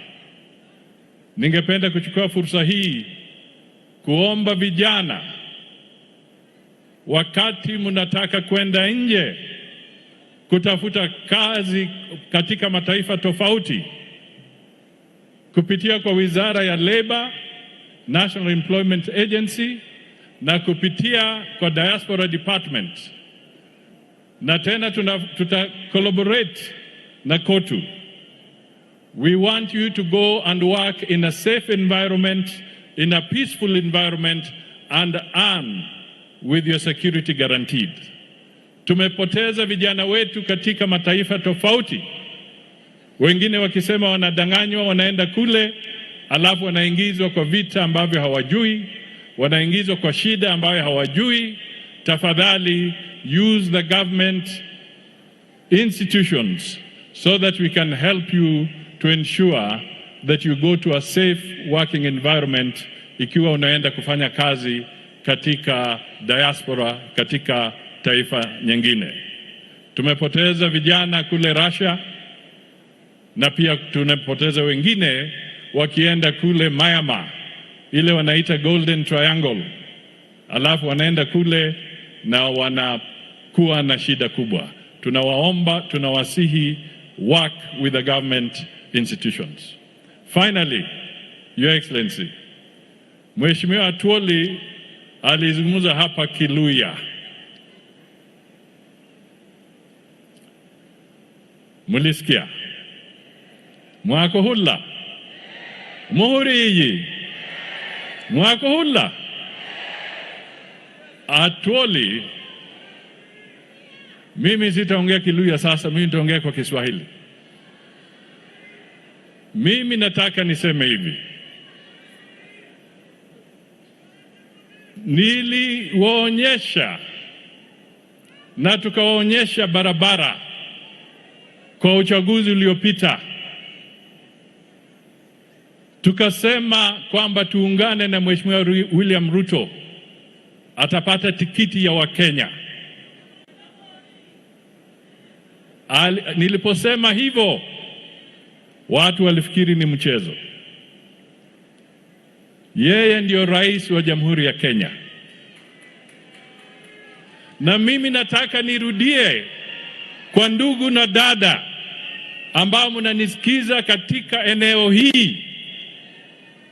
Barabara ni hiyo hiyo. 2027 ni William Samoei Ruto.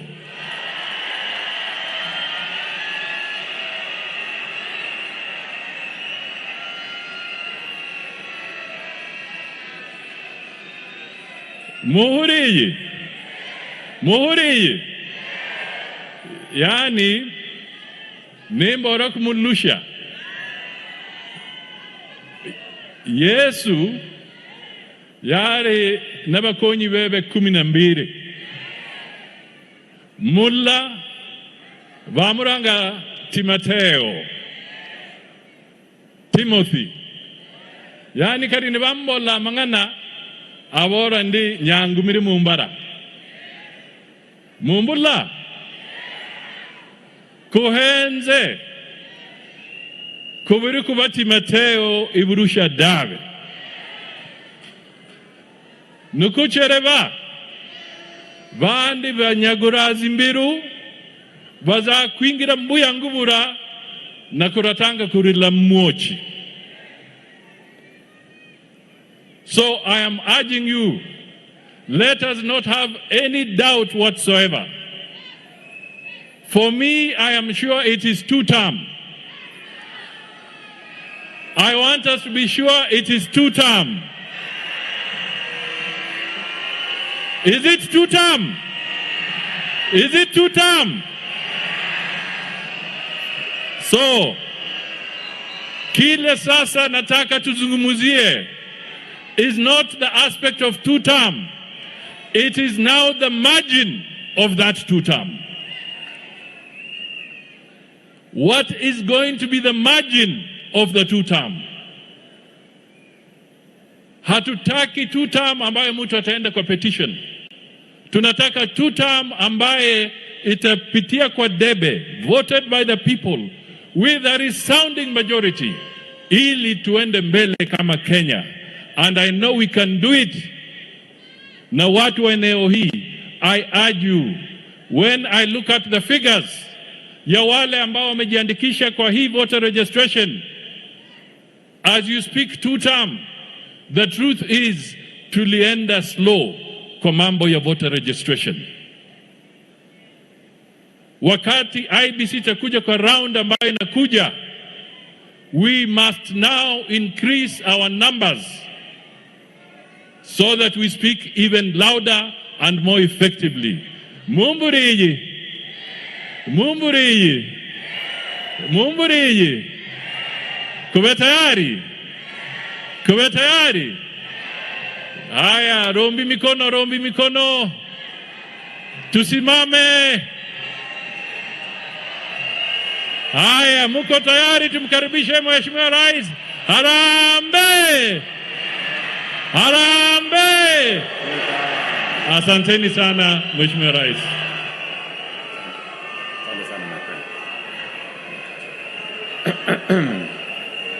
Haya, tafadhali tunaweza keti chini. Ndugu wananchi wa Kenya wenzangu, watu wa Vihiga, mjambo. Vihiga mulembe, Vihiga muri moyo, muri baramu. Wa Kenya hoye, Labor Day hoye. Fellow workers, distinguished guests, ladies and gentlemen, we gather here today at the Jaffa Gali Boys High School, Vihiga County, with a deep sense of gratitude and to honor the men and women who keep the engine of our economy in motion, the people without whose sacrifice, sweat, and toil our nation would grind to a halt. We are here to celebrate the hands that mold our economy, the ingenious minds that keep innovating, and the resilient spirit that dares to imagine a transformed and better Kenya every day.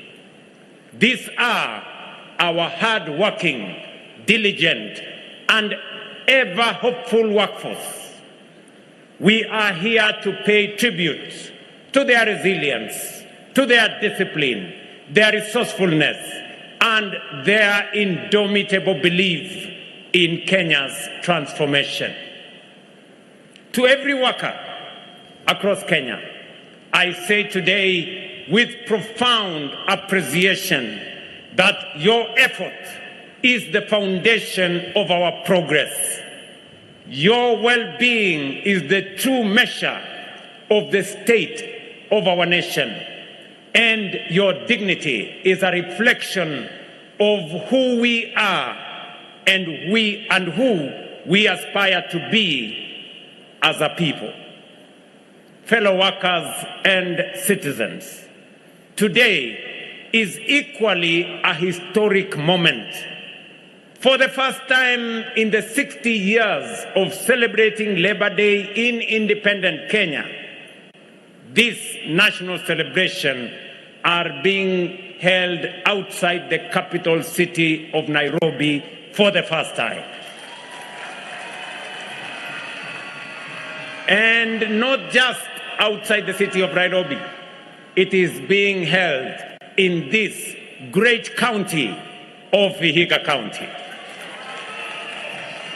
This is a significant and transformative step, a reflection of our commitment to reach, recognize, and directly involve workers across the country, including those in our rural economies whose contribution is no less vital to our nation's progress. As we do this in Nairobi, yes, we can do it in Vihiga. To the great people of Vihiga County, I extend my deepest gratitude for the warmth of your welcome and the generosity of your hospitality. Ladies and gentlemen, from a historical perspective, Labor Day did not begin as a celebration the way we have it here today, but as a struggle for the dignity of workers, for fair working conditions, and for just remuneration.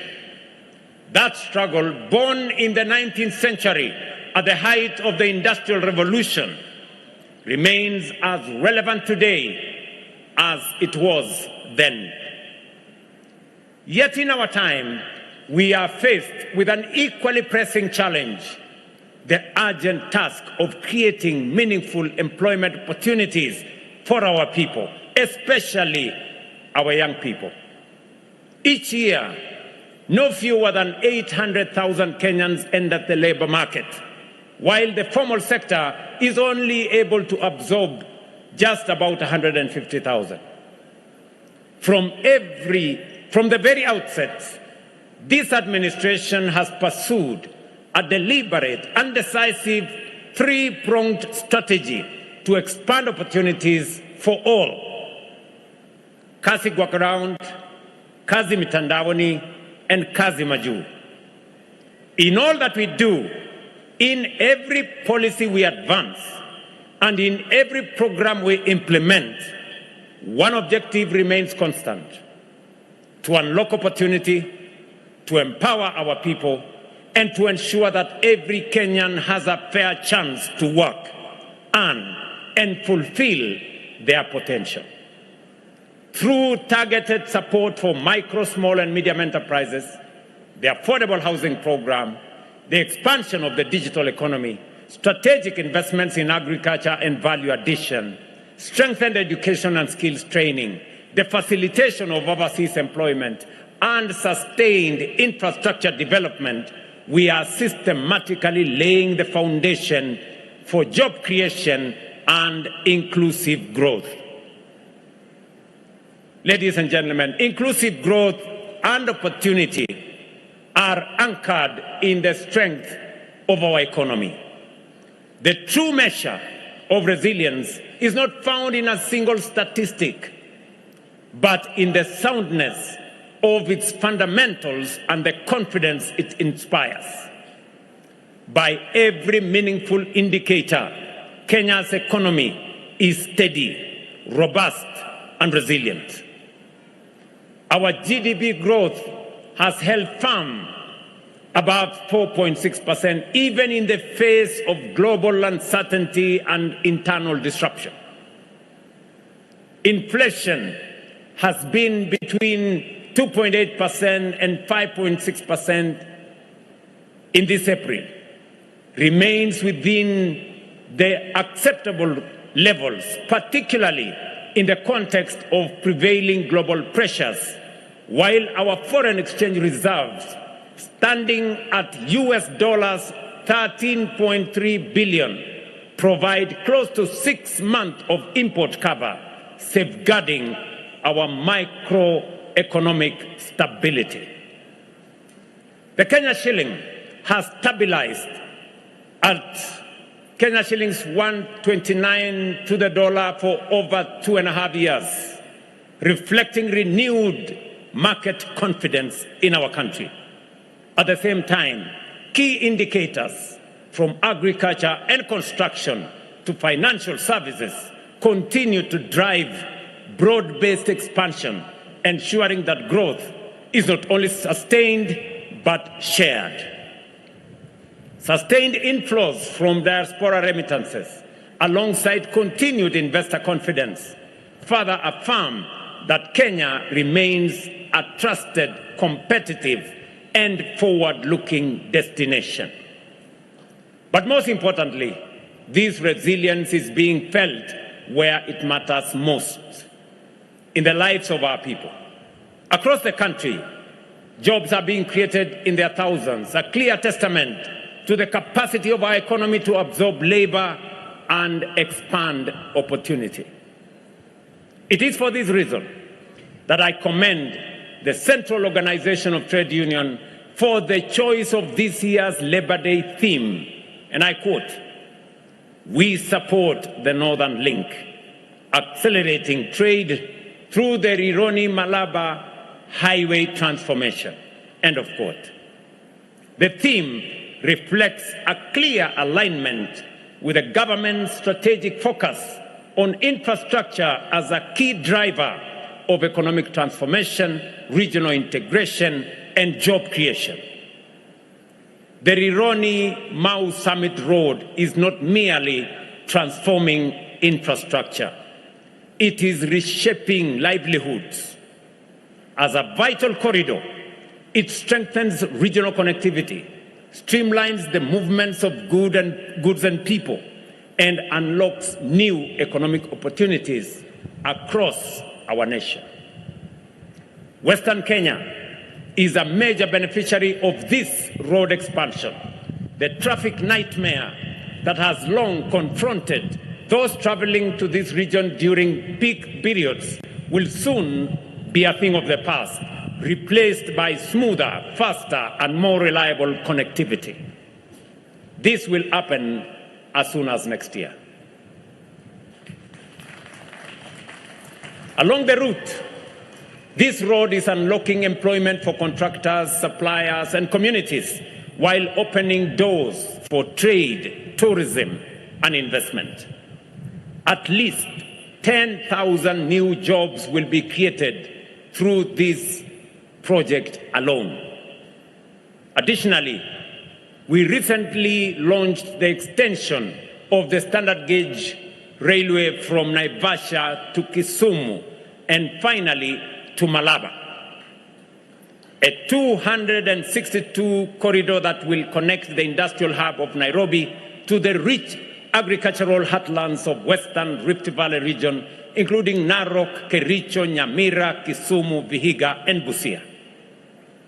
We have also broken ground, as you all know, on the 107-kilometer Kisumu-Malaba section of the SGR, completing nearly 1,000 kilometers rail corridor from Mombasa to Malaba and establishing a critical link to the Malaba-Kampala line.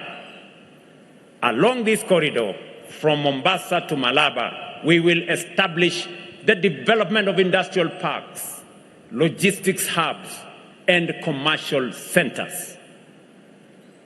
And let me speak while I am here in Vihiga, that your request that we have a modern transport station here in Vihiga, right here in Luanda, is already in the construction stage, and we have the plan for it. We are going to commit 250 million to do a modern railway station in Luanda, and we are going to add a transport logistics hub right there in Luanda. We will do the same in Nyamira, as I announced, because this railway is not just a transport corridor. It is an economic raising hub. The expansion of the Rironi-Mau Summit Road, which will ultimately extend to Malaba border, together with the onward extension of the SGR to Malaba, represents a new generation of future-shaping infrastructure. These are not just transport projects. They are strategic national investments designed to unlock the full economic potential of our regions and connect Kenya more deeply to the East African corridor. Na wacha niseme, ndugu zangu, watu wa hapa Vihiga na Western Kenya, mradi wa SGR, mradi wa barabara ya kutoka Nairobi mpaka Malaba, mumesikia awamu ya kwanza itafika Mau Summit. Nataka niwaeleze ya kwamba kufikia mwisho wa mwaka huu pia tutakuwa tumeanza kandarasi ya kutoa hiyo barabara kutoka Mau Summit, iteremuke ikuje Eldoret, ikuje hapa Kakamega, iteremuke mpaka ifike Malaba. njia nyingine itapitia Kericho iende Kisumu. Mimi nimesikia viongozi wengine wakisema ya kwamba hizi barabara infrastructure hazina maana. Mimi nashangaa sana. Wale wanatuambia hizi barabara hazina maana ni watu wanaishi na sisi hapa. Wakati barabara na reli zilikuwa zinajengwa siende mahali kwengine, hawakuzungumza. Leo wanatuambia hizi barabara hazina maana, reli hazina maana. Sijui wanataka kitu gani ni ya maana kwao. Ndio mimi nasema kuna watu wako na upungufu ya akili. Let me tell you, good people, this infrastructure we are building, their greatest impact will be felt in the lives of ordinary Kenyans. These projects will generate jobs, stimulate enterprise, and attract investment along the corridor, ranging from logistics and manufacturing to trade and services. They will create new centers of growth, expand incomes, and lay the foundation for shared prosperity. Fellow citizens, another key pillar of our transformation and transformative infrastructure agenda is housing. Through the affordable housing program, we are not simply building homes, we are reshaping the face of urban development across our nation and turning the dream of home ownership into a living reality for thousands of Kenyan workers. Today, more than 273,000 affordable housing units are under construction across the country, and over 9,000 have already been completed, and we are handing over to deserving families. I was right here in Vihiga a month ago to hand over the first 200 units of completed housing units right here in Vihiga. Let me repeat, here in Vihiga County, for example, 6 affordable housing projects are underway, some of them being procured. We are going to deliver 3,720 housing units, an investment of 7.5 billion shillings as phase 1. At the same time, student accommodation projects, both ongoing and in the pipeline, will provide 4,540 bed spaces, backed by a further investment of 1.9 billion shillings right here in Vihiga.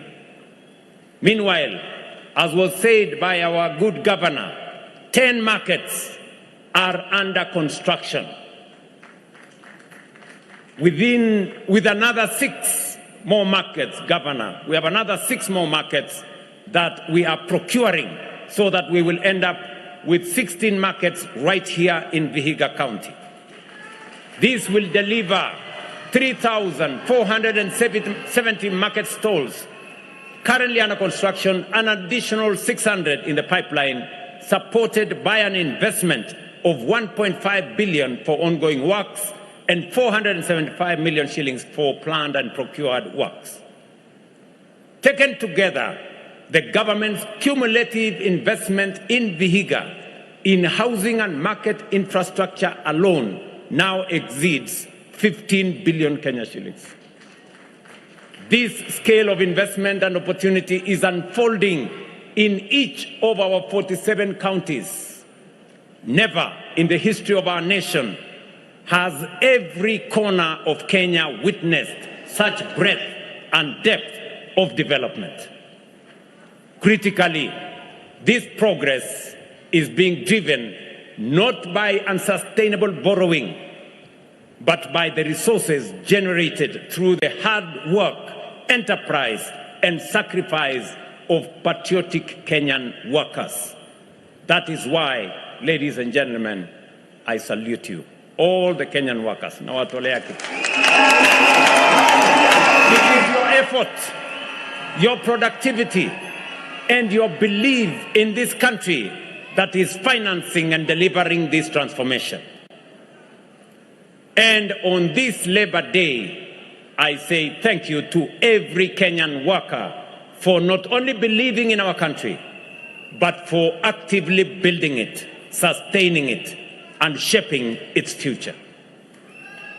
But beyond the walls we raise and the roofs we build lies an even greater story, the story of work, the story of dignity,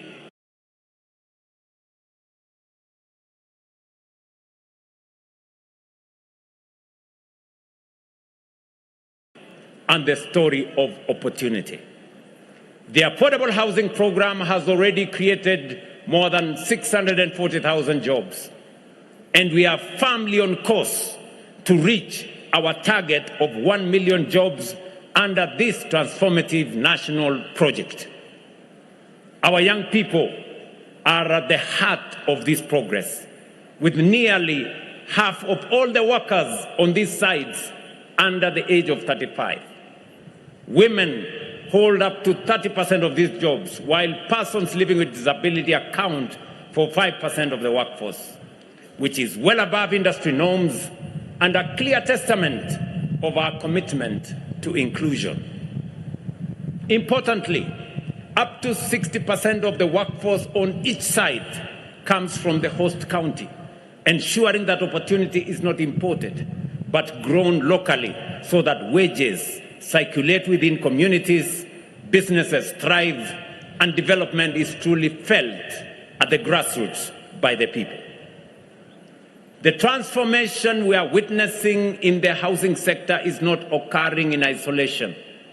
It reflects a broader, deliberate shift taking place across every sector of our country. Today, right here in Japakali, I was here a month ago to start the 370 million market in Mbale. I want to announce that next month we will be coming to launch the construction of another 300 million shilling market right here in Japakali, as part of the transformation of our nation. It is the same transformation we see in the education sector, where in just 3 years we have hired and recruited over 120,000 teachers, and we are delivering 23,000 new classrooms and 1,600 new laboratories are being built, particularly in underserved and rural areas.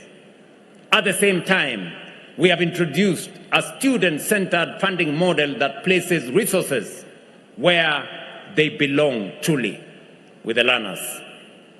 I am sure, the Secretary General of KUPPET is right here. I am sure Mr. Oyu from Kenya National Union of Teachers is right here.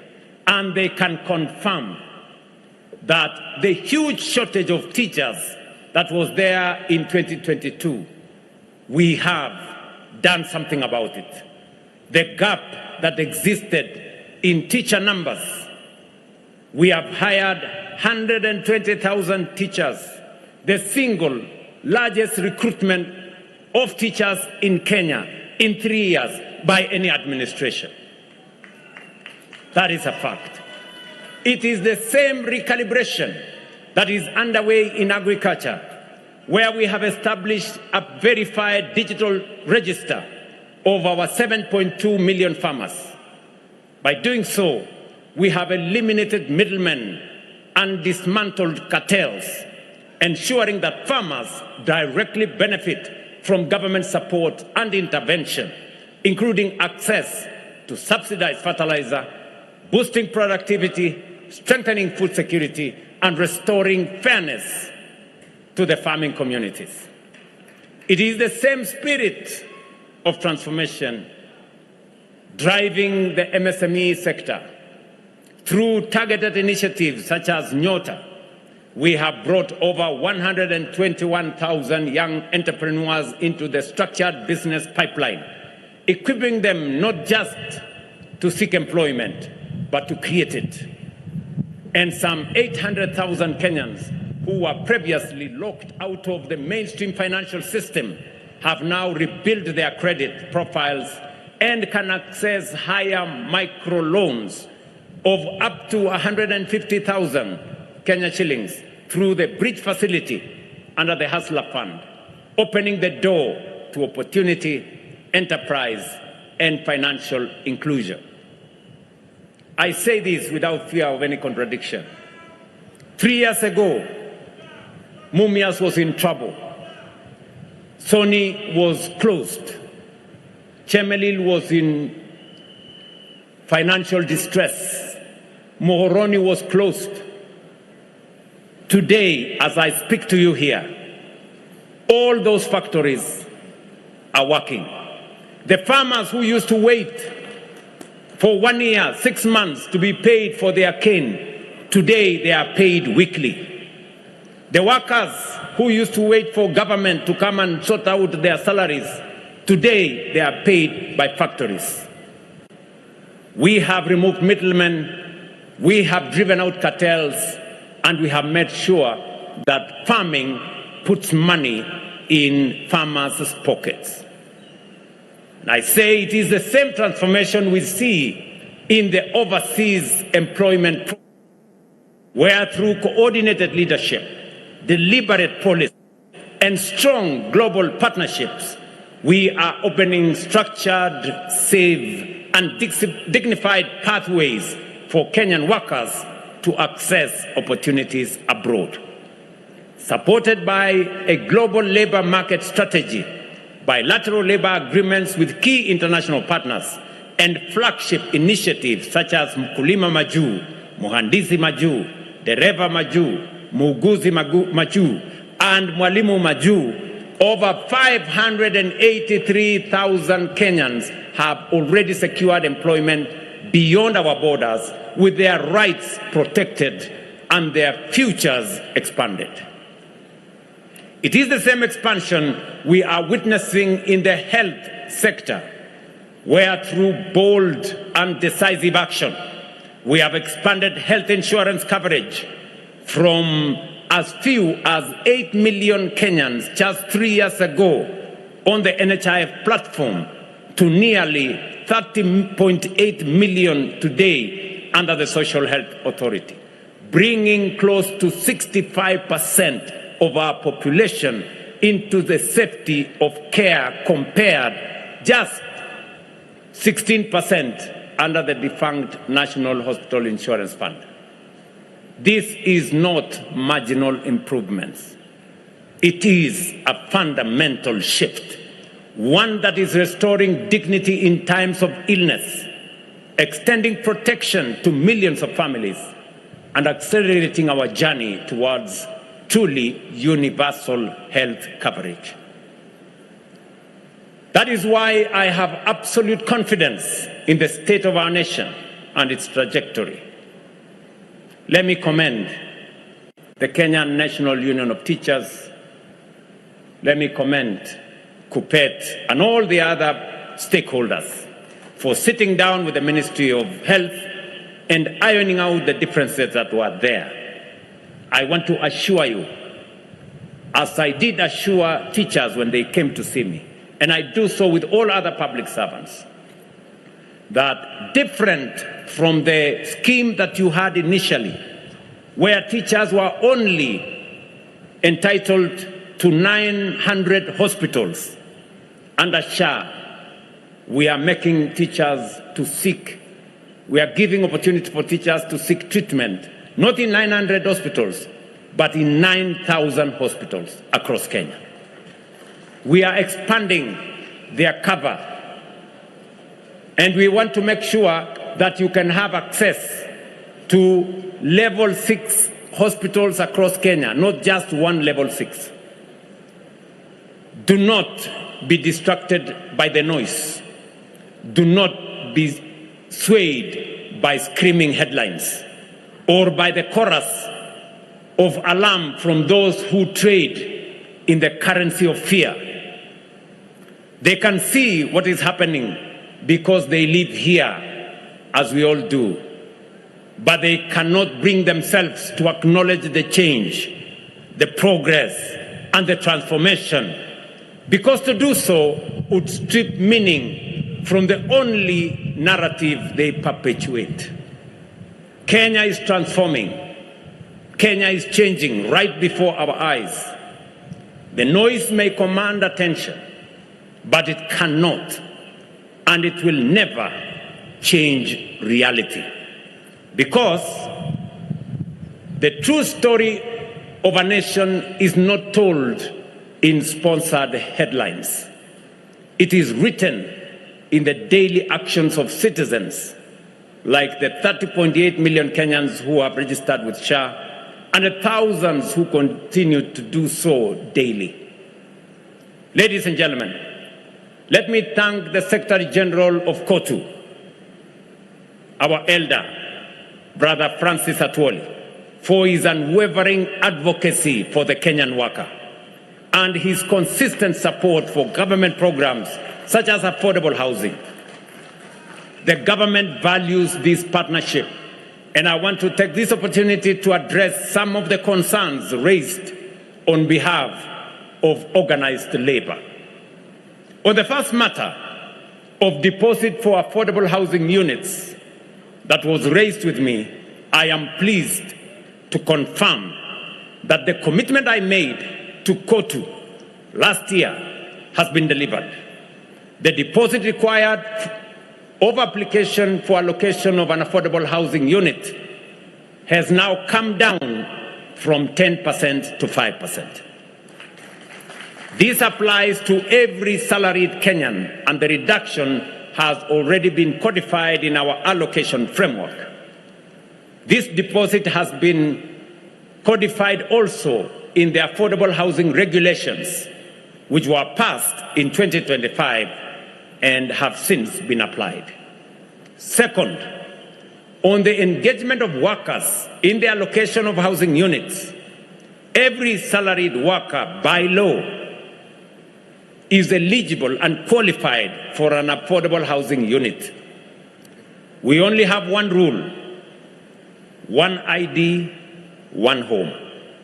There should never be a situation where one worker gets more than one house when other workers have never gotten a single house. This means you can only benefit once from this program. The pathway to ownership is straightforward. Register on Boma Yangu platform, select a preferred unit, complete the application, and you will be considered for allocation. Many of the Kenyans who have been allocated homes are themselves trade union members, civil servants, teachers, nurses, and disciplined officers. The system does not ask whether an applicant carries a union card before allocating a home. It only asks whether you are a Kenyan worker who has stepped forward to claim what is rightfully yours. I therefore invite COTU and every affiliate union to actively mobilize their members to register on Boma Yangu and apply.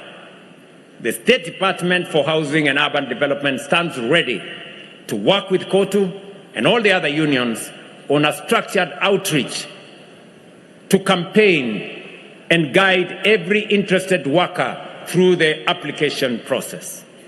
Where there are specific cases of workers who have applied and not been served, please bring them forward and we will resolve them. On the recognition of construction workers as skilled professionals, I agree entirely. And I am pleased to note that the framework the Secretary General has asked for is already in place and is delivering results. The National Industrial Training Authority certifies trade qualifications across the construction sector. The National Construction Authority accredits and registers contractors and skilled workers.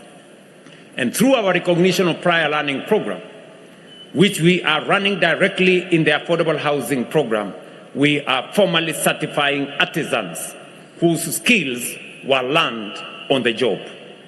To date, more than 2,000 artisans have been certified through this program, including 180 women.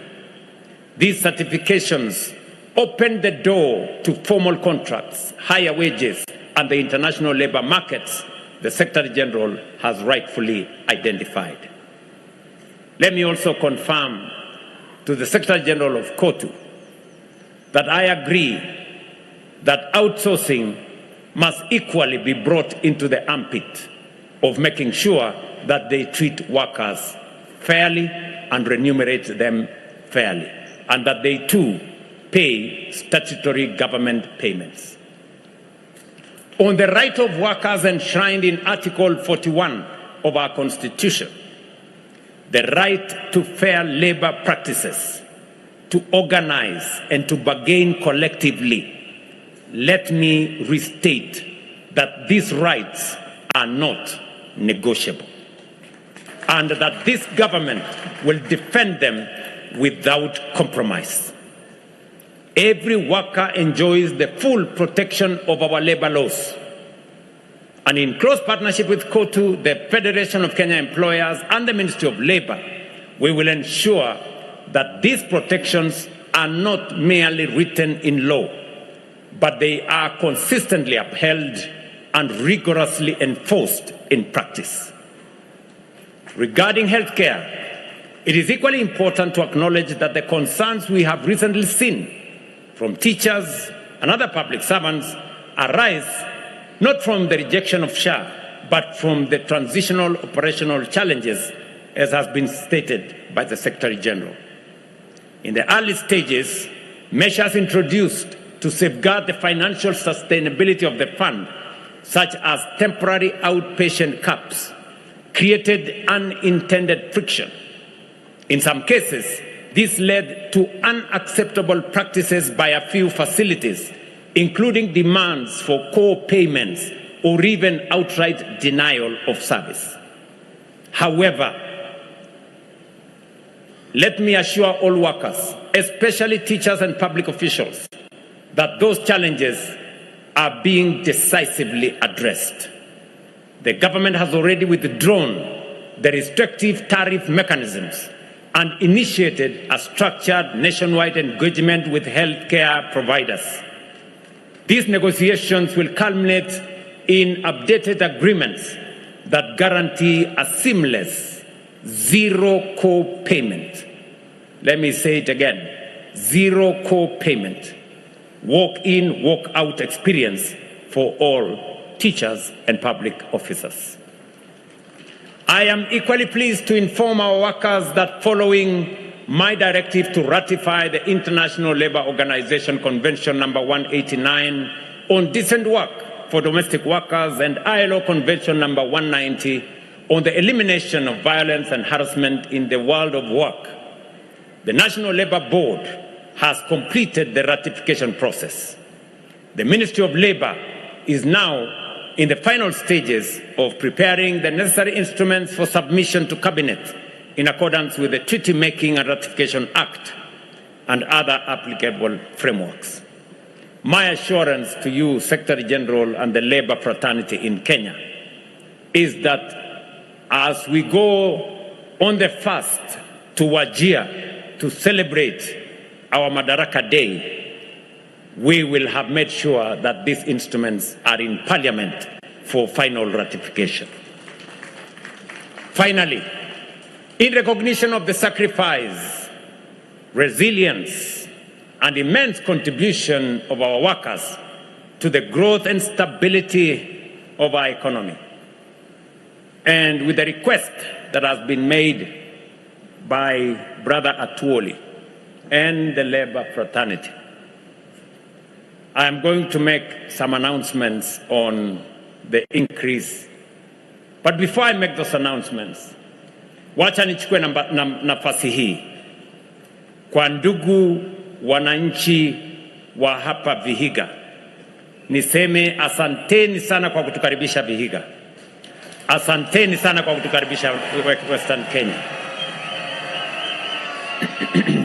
Mimi nilikuwa hapa mwezi moja iliyopita Tuko na miradi tofauti tofauti ambayo yanaendelea hapa Vihiga. Tuko na miradi tofauti tofauti yanayoendelea hapa katika Western Kenya. Barabara zenu zinaendelea hapa, na mimi nataka niwahakikishie hapa Vihiga nilikuja kupatiana nyumba za affordable housing hapa Majengo. Mimi nitarudi hapa kuanzisha nyumba zingine 1,000 hapa Vihiga, hapa Majengo. Nitarudi hapa kwenda Luanda, pale pia tunajenga nyumba 1,000 pale Luanda. Hapa Sabatia pia tuko na nyumba 1,000 ya watu wa Sabatia ambayo itakuja kujenga. Na vile vile Hamisi, watu wa Hamisi hoye! Pia Hamisi tumepanga mambo ya Hamisi na mbunge wenu Bwana Kimose, na tutakwenda pale kuhakikisha ya kwamba hakuna sehemu ya kaunti hii itakayowachwa nyuma. Mimi pia nataka niwahakikishie ya kwamba stadium yenu hapa Kidundu ilichelewa kidogo kwa sababu tulikuwa na watu pale, ilipasa tuwalipe ndio waweze kutupatia ardhi zaidi. I want to now state that we have paid everybody who we needed to pay. We have spent 90 million shillings to relocate the people who are there so that we can have space to build a modern stadium right here in Vihiga. Pia mimi nataka niwahakikishie ya kwamba kazi zile zingine zote ambazo tumekubaliana na viongozi wenu na watu hapa Vihiga sitasonga mbele. Na mimi nataka niwahakikishie kazi ambayo mimi niko nayo kama kiongozi wa taifa letu la Kenya ni kazi ama nafasi mbili niko nayo. Ya kwanza ni kusimamia transformation ya taifa letu la Kenya. Kuna mjadala mkubwa hapa Kenya ya mambo ya maendeleo katika taifa letu la Kenya. And it is a good conversation that we are having as a nation. We are having a conversation about transformation. Has it happened or has it not happened? That is the conversation we are having. Beautiful conversation. At least we are not having a conversation about ethnicities. We are not having a conversation about religion. We are not having a conversation about other things. We are having a conversation about the transformation of our nation. And I want to say this on this Labor Day. Kuna mahali katika Biblia pale kwa Mariko 10 na mstari wa 46 ikienda mbele. Kuna mtu anaitwa Bartimaeus. Bartimaeus alikuwa mtu kipofu, akaponywa. Alafu kukatokea mjadala mkubwa. Huyu mtu alikuwa kipofu kweli? Yule mwenye kumponya sijui ni wa kutoka wapi? Sijui nini? Kukatokea mjadala mkubwa. Lakini yule Bartimaeus alisema, nyinyi mnaweza kuendelea na mjadala, lakini mimi Bartimaeus najua nilikuwa kipofu, lakini sasa naona. Na ndio mimi nataka niseme nikiwa hapa Vihiga, tunaweza kuwa na ripoti nyingi, tunaweza kuwa na headline nyingi, tunaweza kuwa na mjadala mkubwa mitandaoni na sehemu zingine, lakini bei ya mbolea ilikuwa 6,000, sasa ni 2,500. Tulikuwa na pengo kubwa ya walimu kuajiriwa, leo walimu 1,120 washaajiriwa. Hapa Vihiga kulikuwa na mjadala ya affordable housing, hatukuiona hata moja, lakini hapa Vihiga leo nimekuja nikapatiana funguo za affordable housing na zingine tunajenga. Hapa Vihiga hatukukuwa na soko iliyojengwa na serikali ya maana. Leo soko 10 zinajengwa Vihiga, zingine 6 siko katika mpango. Hapa Western Kenya kampuni zetu za sukari zilikuwa zimefungwa. Wakulima hawalikuwa wanalipwa baada ya mwaka moja. Wafanyikazi walikuwa hawalipwi, lakini leo kampuni zetu za sukari kutoka Nzoia kwenda Mumias, kwenda Chemelil, kwenda Muhoroni mpaka kule Soni, zote leo zinazaka miwa, zinalipa wakulima ndani ya wiki moja, zinalipa wafanyikazi wao. That is the reality. So we can have a conversation, we can have as many headlines as we want, but it will not change the reality. The reality is Kenya is changing. Tuko pamoja ama tuko pamoja bwana? Si ndio? Vile Bartimayo alisema nilikuwa kipofu lakini sasa ninaona. We can point to real stuff that has changed in Kenya. SGR ilikuwa imekwama kule Naivasha. Barabara ya Mau Summit ilikuwa imekwama for 15 years. Today it is being built usiku na mchana. Hata wengine kwa sababu ya kuwa vipofu zaidi wakasema ile barabara ya Rironi hata wheelbarrow hakuna pale, hakuna kitu inaendelea. Tutawaibisha na tutawashangaza kwa sababu kufikia April next year tutakuwa tunatumia hiyo barabarani tukija huku Western Kenya. That is the transformation that is happening in our nation. And there is no amount of reports, there is no amount of writing sponsored headlines that is going to change the reality. And I am determined, working with all the leaders in the Republic of Kenya, to change our nation. This nation had delayed for far too long. The transformation of our nation has taken too long. We shouldn't have been here. We should have been in a better place if we have had the courage to make the decisions that will transform our nation. I want to tell the people of Kenya, whatever it takes, whatever the price, I will make the decisions that will change Kenya because Kenya deserves it. We will be a first world country in our lifetime. Tunaelewana ndugu zangu? Jambo la pili mimi niko naye ya kutimiza ni kuunganisha taifa letu la Kenya. Tumefanya siasa ya migawanyiko kwa muda mrefu. Siasa na ukabila imetusumbua muda mrefu. Ubaguzi imekita mizizi katika taifa letu. Mimi nasema nikiwa Vihiga, it is our mission, it is our divine mission to make sure that we bring all the people of Kenya into one place. Yaani katika taifa letu la Kenya, siasa ya ukabila, siasa ya chuki, siasa ya migawanyiko, mirengo imetusumbua kama taifa. Waswahili wanatuambia umoja ni nguvu, kutengana ni udhaifu. Na ndio mimi nawaeleza ndugu zangu watu wa Vihiga, Western Kenya na Kenya mzima, ya kwamba nitafanya bidii mbele na nyuma, kulia na kushoto, juu na chini, na Mungu atatusaidia tuunganishe taifa letu la Kenya. Vile nilitengeneza serikali ya broad based kuunganisha wa Kenya, kulete pande zote za Kenya pamoja, mimi nawahakikishia siasa ya ubaguzi na chuki na migawanyiko haitaendelea tena katika taifa letu la Kenya. It is our defined mission, fellow leaders, that we work together ndio tuunde serikali 2027 ya kuunganisha Wakenya wote. Tuondoe ukabila, tuondoe chuki, tuondoe migawanyiko, tuondoe ubaguzi. Kenya tuiunganishe, tusonge mbele tukiwa pamoja.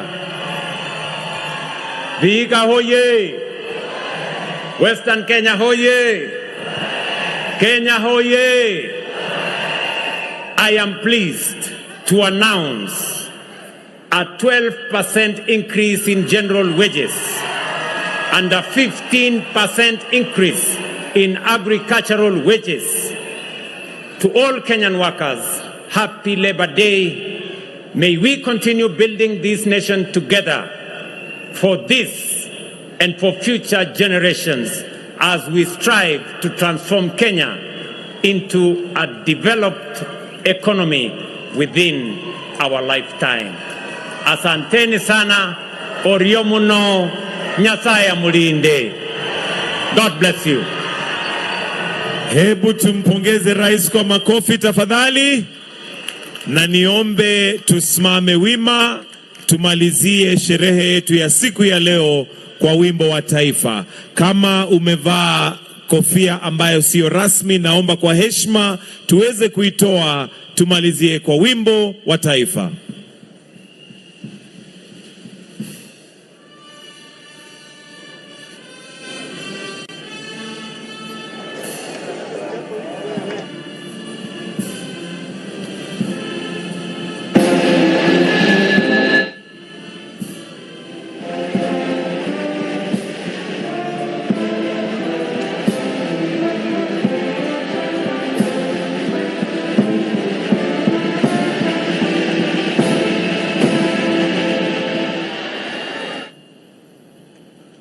Basi nitaomba tubaki mahali tulipo, tumpatie rais nafasi aweze kutoka. Muwe na siku njema na Mungu awabariki.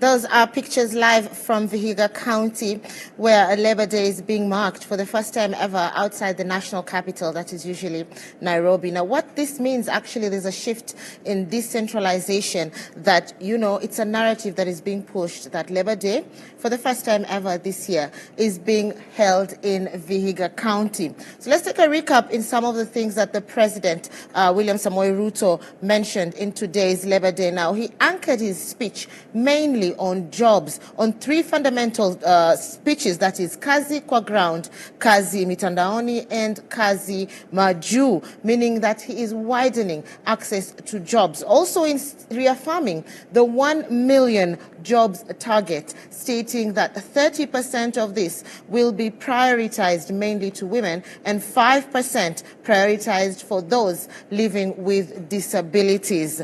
On the economy, President William Ruto said that our GDP as a country is holding in fraud, has also increased job availability, and at the moment 10,000 new jobs have been created from this Rironi Mount Summit Road. There is also the SGR expansion, and this SGR expansion will see the railway heading all the way to Malaba from Mombasa, meaning there will be short-term jobs and long-term trade and connectivity benefits. Now, when he focused on Vihiga specifically, he did talk about the affordable housing project, stating that as of late, he has already handed over 200 units of affordable housing to families that deserve it. He also spoke about transport projects that are underway, meaning that development is actually being decentralized, stating that Vihiga County is set to have its stadium ready to be erected any minute now, because people have already been paid to vacate that premises, assuring that everybody has been paid. So now the construction of the stadium is meant to start any minute now. President William Ruto also spoke on the Nyota program, highlighting that social empowerment plus direct support to vulnerable Kenyan is now cushioning most of their livelihoods. He spoke about the expansion in the health sector, meaning that there is improved access to healthcare services, stating that there is long-term human capital development. Now, in terms of the funding model, he did emphasize that all these infrastructural developments do not rely on borrowing. Rather, they rely on the expansion of domestic resources, which raises a question about taxation rather as a burden on the citizens. He also claimed that 60% of the workforce that is currently being created in Kenya is local. Now, stating at the same time that outsourcing must equally be brought to ensure that workers are treated fairly and also correct, as long as all the workers are paid well. Now, in a nutshell, he did speak about the best part of it, which he saved for the end. He said that there is a 12% increase in general wages going forward, and he also promised a 15% increase in agricultural wages going forward. We have our correspondent who is on field, that is Joseph Guma. Now, regarding all these promises that have been made by President William Ruto, the question is whether they resonate to the wananchi on ground. And so we have Joseph Guma, who is currently preparing and will give us an update straight from the field as to whether these promises actually do resonate to the people of the ground. Remember, his speech was anchored on three main models: kazi majuu, kazi mitandaoni, and of course, kazi kwa wananchi. That was the main focus on the President William Ruto's speech today, claiming that 60% of the workforce currently in Kenya is localized. Now, President William Ruto did also go ahead and state that the funding model for most of these infrastructures and development is not going to be relied, or rather is not relied on borrowing, but is relied on the workforce of the Kenyan mwananchi. And this is where it will beg the question of the burden of taxation on the local mwananchi.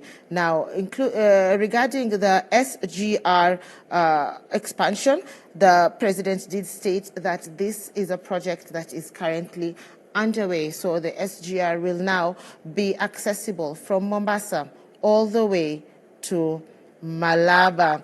He spoke about the country's GDP, stating that the GDP is holding firm, reassuring that amid global shocks and uncertainties globally, the Kenyan GDP is still holding firm, stating that our inflation is within range and our shilling is stable. For the past 2 years, our shilling has been at 129 versus the US dollar, which actually speaks about confidence, signaling through market debate existing.